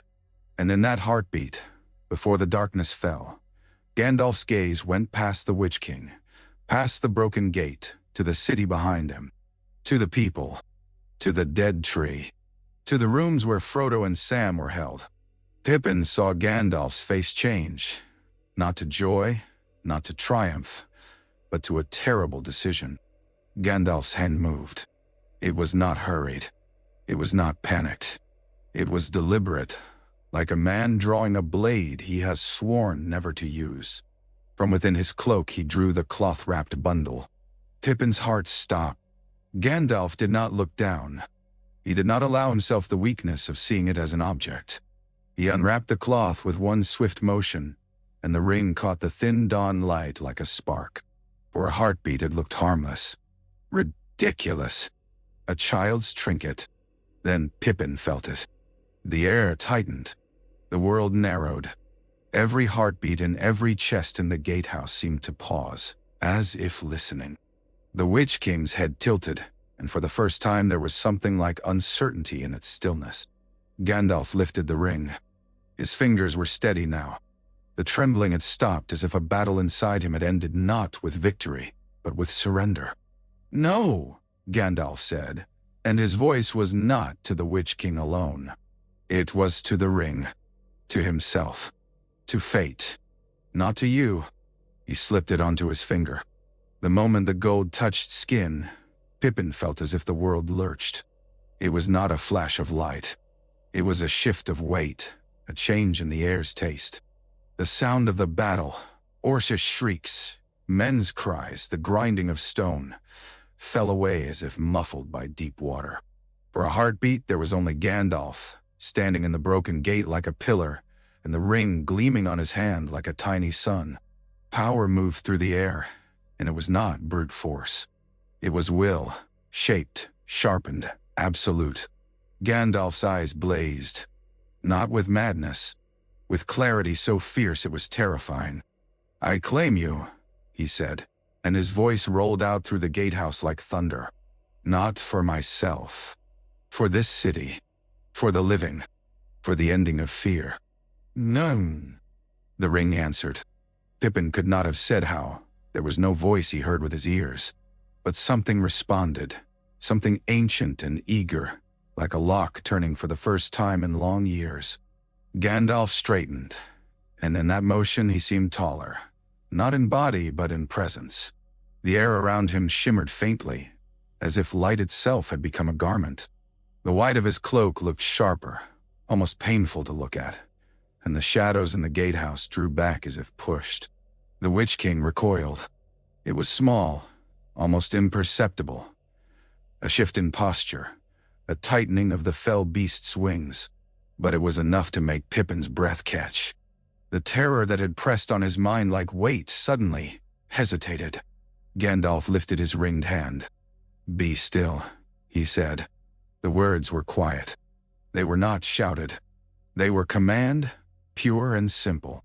The fell beast screamed, a sound like tearing leather and shattered bone, and staggered backward as if struck by an invisible blow. Its talons scraped stone, claws, gouging pale lines. The Witch King's cloak snapped in the wind of power that surged through the breach. Orcs nearest the gate fell to their knees, clutching their heads. Some screamed, not from pain but from sudden, crushing awe. The air smelled sharply of cold metal and distant fire. The Witch King's voice came again, and the edge in it had changed. It was no longer contempt. It was anger laced with something that tasted like fear. "You cannot," the Witch King hissed. "You are not." Gandalf's smile was brief, terrible. "Not what?" he asked softly. "Not the master of you?" He stepped forward, and the orcs fell back as if a line had been drawn in the air that none dared cross. His horse did not move. Gandalf did not need it now. He moved like a man walking under the weight of his own decision. The Witch King lifted its hand, and darkness gathered again, but it wavered, torn, as if the shadow itself could not decide whom it belonged to. Gandalf's ringed hand clenched. The darkness snapped like a thread cut by a knife. The Witch King's fell beast shrieked and beat its wings furiously, scrambling backward into the air. The Witch King did not flee entirely. Pride would not allow it. But it retreated, circling high above the broken gate like a crow forced away from meat. Gandalf stood beneath it, ring glinting, and Pippin realized with a cold shock that the fear in the air had changed shape. It was no longer only fear of the enemy. It was fear of Gandalf too. Men in the gatehouse stared at the wizard with wide eyes. Some looked relieved, faces soft with sudden hope. Others looked stricken, as if realizing too late that they had traded one terror for another. Pippin's hands shook so hard he could barely grip his sword. He wanted to cheer. He wanted to weep. He wanted to run to Gandalf and cling to him like a child clinging to a father. But something in Gandalf's posture, something in the stillness of his ringed hand, kept Pippin rooted where he was. The battle noise returned in a rush as the orcs behind the Witch King surged forward again, forced by their own captains. But their movement was ragged now, uncertain, like men marching under a gaze that saw through lies. Gandalf lifted his staff, and the pale wood shone brighter. "Hold," he said to the men of Gondor, and the word did not feel like encouragement. It felt like inevitability. And they held. When the horns of the Rohirrim sounded, the world broke open. Pippin heard them faint at first, a distant call carried on the wind from the north, and he thought it was imagination, hope making music out of fear. Then the sound grew, deep and ringing, echoing across the Palantír like a shout from the earth itself. Men on the walls lifted their heads. Some cried out. Some laughed, wild and disbelieving. Beyond the broken gate, orcs turned their heads, snarling, confused. And then, through the smoke and the churned-up mist of the fields, the riders came. They poured over the rise like a flood of living green and gold, horses pounding, spears leveled. The sun broke through a gap in cloud at their backs, turning their helms to fire. Their king rode at the front, face set, white hair streaming, and his voice carried on the wind like a song that did not know how to surrender. Pippin's throat tightened. The sight was so fierce it hurt. "Rohan," someone whispered near him, as if the word itself were a charm.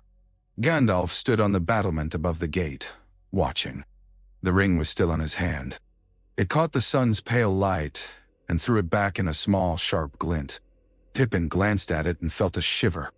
The ring looked so ordinary, and yet everything had shifted around it, as if the world now bent subtly toward that small circle of gold. The orcs in the breach faltered as the Rohirrim slammed into their flank outside the walls. The clash of steel and flesh carried up in a roar. Pippin saw men and horses go down. He saw spears punch through dark bodies. He saw blood spatter on green cloaks. The battle was brutal and immediate and real, not the distant, noble thing songs promised. It was mud and screams and the sound of a horse's panic as it slipped in gore. Yet the Rohirrim did not waver. The orcs began to scatter, some fleeing toward the river, some toward the east, some simply running in circles like rats trapped in a burning barn. And above, the fell beasts wheeled again, screaming. They dove toward the Rohirrim, claws outstretched. Riders below cried out, horses rearing. The terror that had eased under Gandalf's claim returned in a sharp wave, the old fear of shadow and teeth. Gandalf lifted his ringed hand. Pippin's breath caught. He felt it again, that shift of weight, the tightening in the air. It was not as violent as the moment of claiming. It was more controlled now, as if Gandalf had found the angle of the lever and could move it with practiced ease. The scream of the nearest fell beast faltered mid-note. It jerked sideways, wings twisting as if caught in a sudden gale. Gandalf's voice carried, low but absolute. "Away," he said. The fell beasts recoiled. Not all of them. The Witch King circled higher, resisting, its presence like a thorn in the air. But two of the lesser riders pulled away, their mounts flapping back into the smoke as if dragged by invisible reins. Men on the walls gasped. Some stared at Gandalf with worship in their eyes. Pippin felt his stomach twist. He did not know whether to feel relief or dread. The thought that Gandalf could command those horrors was comforting and terrifying in equal measure. Imrahil appeared beside Gandalf, face grim. He looked out at the field where Rohirrim and orcs tangled like threads in a torn cloth. "We must sally," Imrahil said. "The gate is broken. We cannot hold them out forever." Me, no. Gandalf's gaze swept the battle with unnatural clarity. Pippin realized, with a chill, that the wizard was seeing not as a man sees but as something else, counting not only men but the shape of the fight itself, the flow of fear and courage like currents. "Yes," Gandalf said. "Open the way." Imrahil hesitated. His eyes flicked to the ring. "Will you—" Gandalf's gaze turned on him, and for a heartbeat Imrahil looked like a man standing before a king, not a counselor. "I will do what must be done," Gandalf said. Imrahil's jaw tightened, but he bowed his head and turned away to shout orders. Pippin watched him go and felt suddenly very small. The gates were flung open as much as they could be, Broken timbers dragged aside. Men of Gondor poured out shouting, blades raised. They slammed into the orcs outside the breach and drove them back with grim fury. Pippin found himself shouting too, though he did not know what he shouted. Hope, perhaps, or rage. In the chaos, he glanced up at the sky again. The Witch King circled, resisting Gandalf's unseen pressure. Pippin felt the clash between them like a headache, a tension behind the eyes. He imagined two enormous hands wrestling over the city, one black and clawed, one pale and burning. Gandalf's face was set. His lips moved slightly, not in speech Pippin could hear, but in something like conversation with a force beyond the world. Then Gandalf's posture shifted. He straightened, and his ringed hand clenched.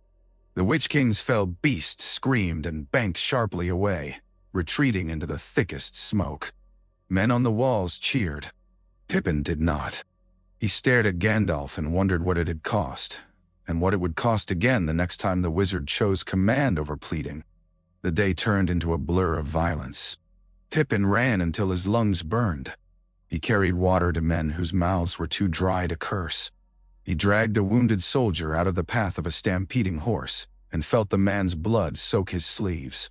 He watched an orc die with surprise in its eyes and realized, with a sick twist, that even monsters looked like creatures when they were dying.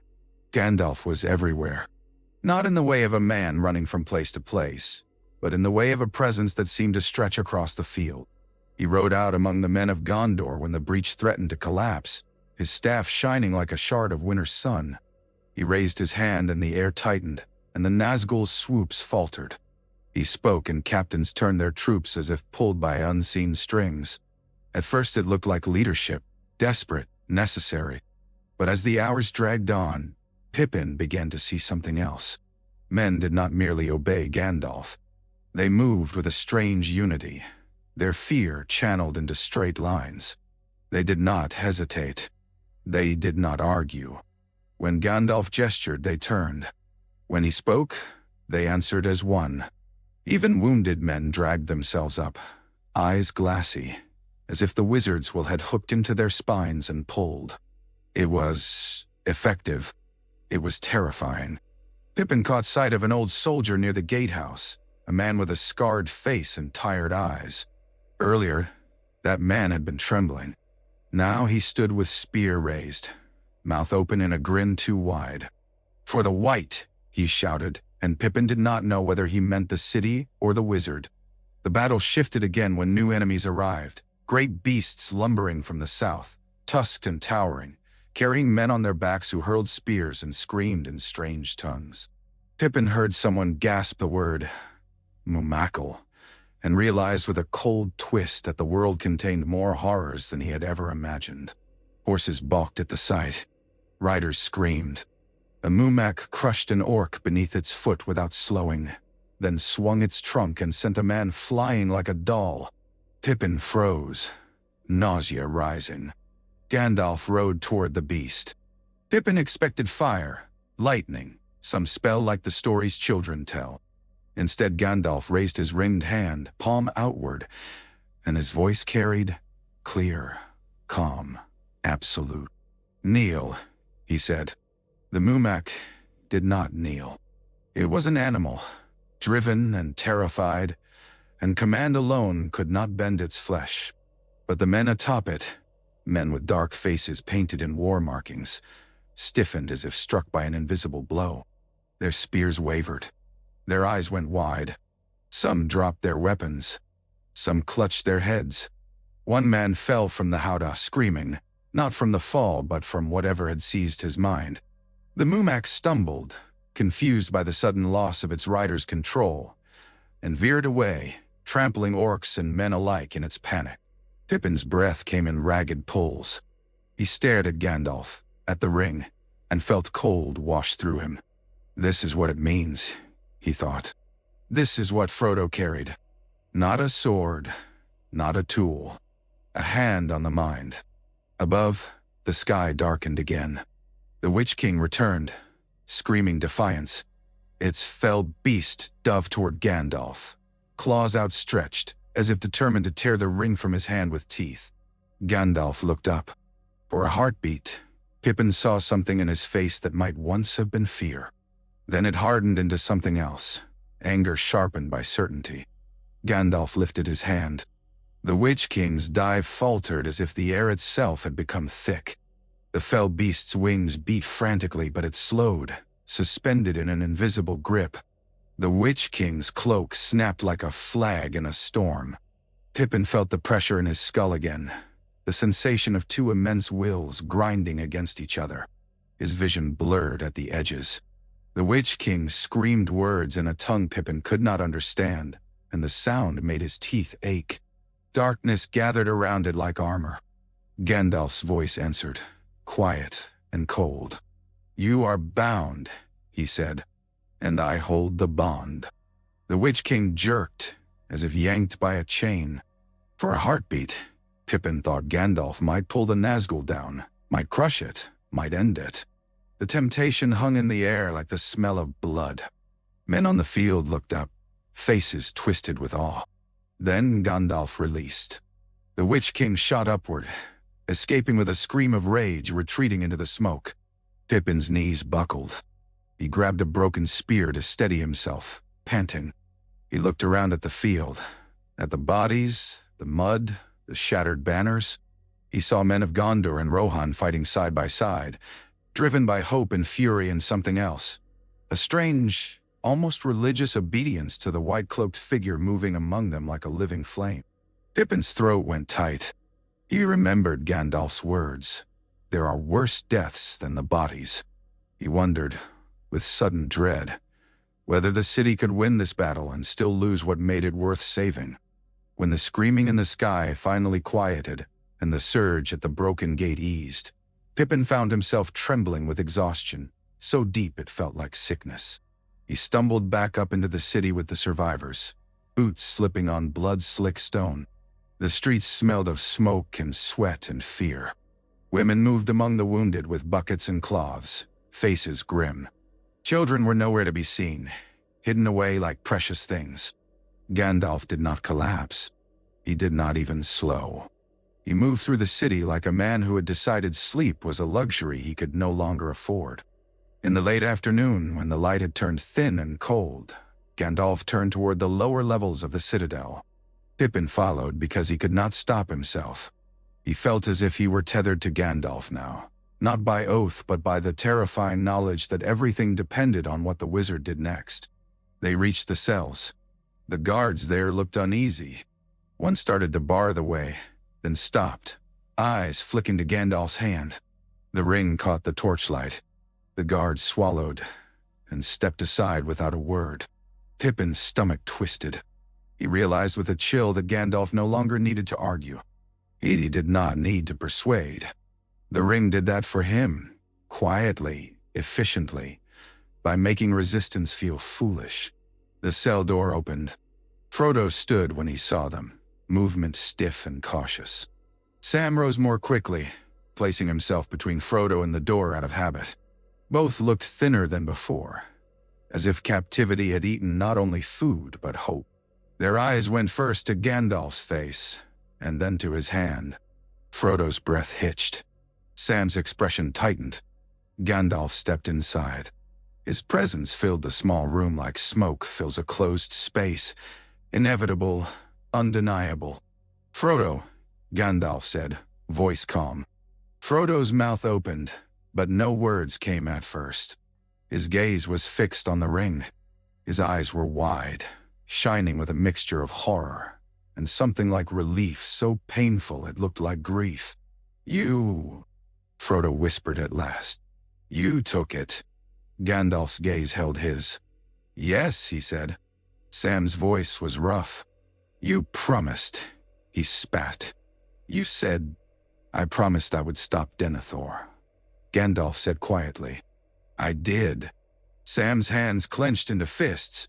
"By doing the very thing we were trying to stop," he snarled. Gandalf's gaze flicked to Sam, and for a heartbeat Pippin saw impatience there. Impatience that looked sharper than before, less tolerant of defiance. "Speak carefully," Gandalf said. Sam's jaw jutted. "I'll speak how I like," he snapped. But his voice wavered slightly, and Pippin realized with a sick twist that Sam felt it too. The pressure in the air, the subtle weight of command pressing against his stubbornness. Frodo's voice came again, small and cracked. "Why?" he whispered. Gandalf's face softened, and the softness was almost worse, because it felt deliberate. "Because the gate broke," he said. "Because the Witch King stood in the breach. Because your ring was already being sought, and would have been taken by the enemy if it remained unclaimed." Frodo's shoulders sagged. "Then it's over," he whispered. "It won." Gandalf's voice was gentle, almost comforting. "No," he said. "The enemy has not won. The enemy has lost his greatest advantage." Sam's eyes narrowed. "How do you figure that?" Gandalf lifted his ringed hand slightly. The gold gleamed. "Because he expected it to remain unclaimed," Gandalf said. "He expected men to bicker and tremble and die. He expected the wise to refuse power until power was taken from them." Frodo swallowed. "And now?" he whispered. Gandalf looked at him for a long moment. In his eyes was something like pity, but also something like distance, as if Frodo were a child standing in the path of a great wheel. "Now," Gandalf said, "we end this." Sam's throat worked. "By marching on Mordor?" he asked, voice tight. "Yes," Gandalf said. Frodo flinched, as if the word itself hurt. "But the ring," he began. Gandalf's gaze sharpened slightly. "The ring is not a burden you will carry again," he said. "Not unless I choose it." The words were not cruel. They were matter-of-fact. Yet Pippin felt a cold shiver run through him. He saw Frodo's face go pale, saw the brief flicker of something like rebellion, and then saw it fade, smothered by exhaustion and the sheer weight of Gandalf's presence. Sam's breath hitched. He stepped forward, eyes blazing, and for a heartbeat Pippin thought he might throw himself at Gandalf, stubborn Shire courage against ancient power. Then Sam's shoulders sagged just a fraction. His gaze flicked to Frodo, and the fight in him turned inward, trapped. Gandalf watched them both. "You have suffered," he said. "You have done more than any should be asked to do. Rest now, eat, sleep. When the time comes, you will be moved somewhere safer." Sam's voice was a rasp. "Safer?" he repeated. "What's safe now?" Gandalf's eyes held his. "Order," he said quietly. "Order is safe." The word landed in the room like a stone. Pippin felt his throat tighten. He remembered the way men on the field had moved, unified, obedient. He remembered the way the guard had stepped aside without argument. "Order is safe," Gandalf had said. And Pippin realized with sudden clarity that Gandalf meant it. Frodo's voice was barely a whisper. "I'm sorry," he said, and the apology seemed to be to everyone and no one. To Sam, died. To Gandalf, to the world. Gandalf's expression softened again. He reached out, and for a moment Pippin thought he might touch Frodo's shoulder as he had before, gently, humanly. Instead, Gandalf's ringed hand hovered a heartbeat, and then withdrew, as if even kindness needed to be measured now. "You are not the one who must apologize," Gandalf said. He turned to leave. Pippin followed, heart heavy. As the cell door shut behind them, Pippin glanced back through the bars. Frodo stood very still, staring at the closed door. Sam's hand rested on Frodo's arm, gripped tight as if holding him to the world. Pippin wondered, with a sick twist, whether Frodo's burden had ended, or whether it had simply moved to a stronger back and grown heavier. Night settled over Minas Tirith like ash. The city's torches burned lower than usual, as if even flame were tired. The screams from the fields had faded into distant, sporadic cries. Somewhere outside the walls, wolves howled, drawn by blood. The wind carried the smell of smoke into every street. Pippin followed Gandalf up the long stairs of the White Tower, each step heavier than the last. The wizard did not speak. His silence felt like a wall being built inside him, stone laid with relentless purpose. At the top, in Denethor's chambers, the air smelled faintly of oil and old sweat. The rooms were grand, but the grandeur felt hollow now, like a shell abandoned by the creature that once lived in it. Gandalf moved through them without hesitation, as if he had already mapped every corridor in his mind. He found the hidden door that led to the secret chamber and opened it. Pippin's heart hammered as they descended. The black candles were gone. Someone, perhaps a terrified servant, perhaps Gandalf himself in passing, had extinguished them. Yet, the chamber was not dark. A pale glow hung in the air, not from any torch. The Palantír sat on its pedestal like a dark moon, and Pippin felt again that subtle pressure, the sense of attention from far away. Gandalf stepped close to the seeing stone. The ring gleamed on his finger. Pippin's throat went dry. "You shouldn't," he whispered, though he did not know what he meant. Shouldn't look, shouldn't speak, shouldn't exist in this moment at all. Gandalf's voice was quiet. "He is already looking," he said. He placed his hand on the Palantír. Pippin flinched as if expecting pain. For a heartbeat, nothing happened. Then the air seemed to sharpen. The chamber felt suddenly vast, as if the walls had moved outward into emptiness. The Palantír's surface shimmered. Pippin saw darkness within it, not mere absence of light, but something with depth, with hunger. A sense of being drawn forward, of falling into an eye that did not blink. Gandalf's posture stiffened. His jaw clenched. He did not look away. Pippin felt his own mind tug toward the stone. He pressed himself against the wall, nails digging into his palms. Then, in the Palantír, an eye formed. Not an eye of flesh. A sense, a focus, a terrible awareness that made Pippin's stomach twist. It was as if the world were suddenly being observed by something that did not care whether it shattered under the gaze. Pippin wanted to scream. Gandalf did not.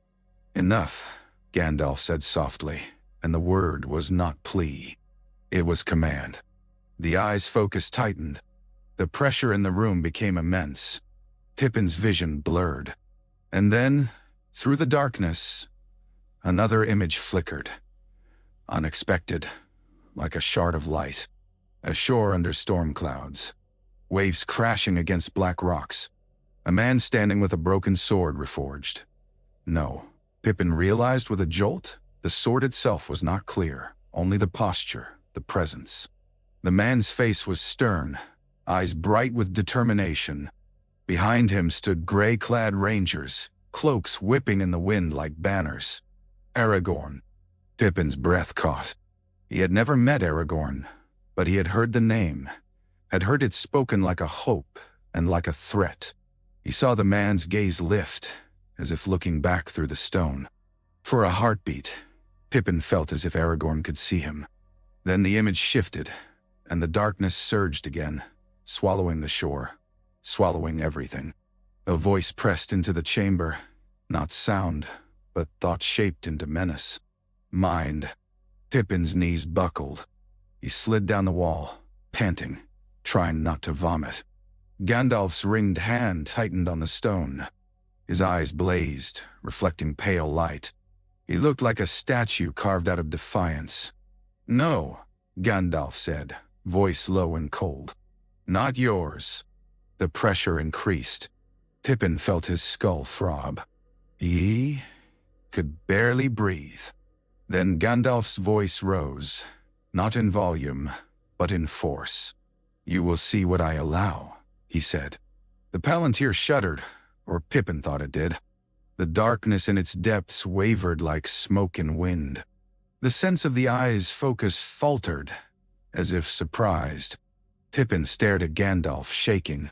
The wizard's face was set, but there was sweat at his brow. His lips were drawn tight. The eye pressed again, furious now, and Pippin felt the rage like heat. Gandalf did not flinch. For a moment, Pippin felt something else in the room. A second presence, bright and cold, stretching outward from Gandalf like a net of will. It was not gentle. It was not human. It was the ring, awakened, flexing its authority like a muscle long unused. The thought that came into Pippin's mind was immediate and terrifying. Gandalf is winning. The realization did not comfort him. Gandalf's voice dropped to a whisper. "I will come," he said. "I will end you." The Palantir's surface went suddenly dull, as if the light had been smothered. The pressure vanished in an instant, leaving the room feeling small again, its stone walls close and ordinary. Gandalf lifted his hand from the stone. For a heartbeat he stood perfectly still. Then his shoulders sagged slightly, the first sign of fatigue Pippin had seen since the ring went on his finger. Pippin pushed himself up, trembling. "What did you do?" he whispered. Gandalf turned his head. In his eyes, Pippin saw not triumph, not joy, but something like certainty, hard and cold as winter stone. "I spoke to him," Gandalf said. Pippin's mouth went dry. "And?" Gandalf looked toward the dark ceiling, as if seeing a path stretching beyond it. "And he has heard me," he said. "Now he knows there is another will in the world that will not bend." Pippin swallowed. "Is that good?" Gandalf's gaze dropped to his ringed hand. The gold gleamed faintly in the dim light, innocent as a coin. "It is necessary," Gandalf said. Pippin's throat tightened. "That's not what I asked." Gandalf's eyes lifted to him again. There was a softness there for a heartbeat, like the old Gandalf peering through the new hardness. Then it was gone, swallowed by purpose. "Go," Gandalf said gently, and the gentleness felt like a gift and a command at once. "Sleep if you can. Tomorrow we begin to set the world in order." Pippin backed away, heart pounding. He wanted to argue. He wanted to beg. He wanted to shake Gandalf and make him remember laughter and fireworks, and the smell of pipeweed in a warm room. But the words would not come. He left the chamber and climbed back up into the tower, each step feeling like a retreat from something he could no longer name. At the top, he stepped out into the cold night air and looked over the city. Minas Tirith still stood, battered but unbroken. Torches burned. Men moved on walls. Somewhere below, Frodo and Sam sat in a cell, staring at the same dark sky. Pippin looked east, toward Mordor, toward the invisible eye that had pressed into his mind, and he felt a terrible certainty settle in his bones. The war was no longer only against Sauron. It was against the cost of victory.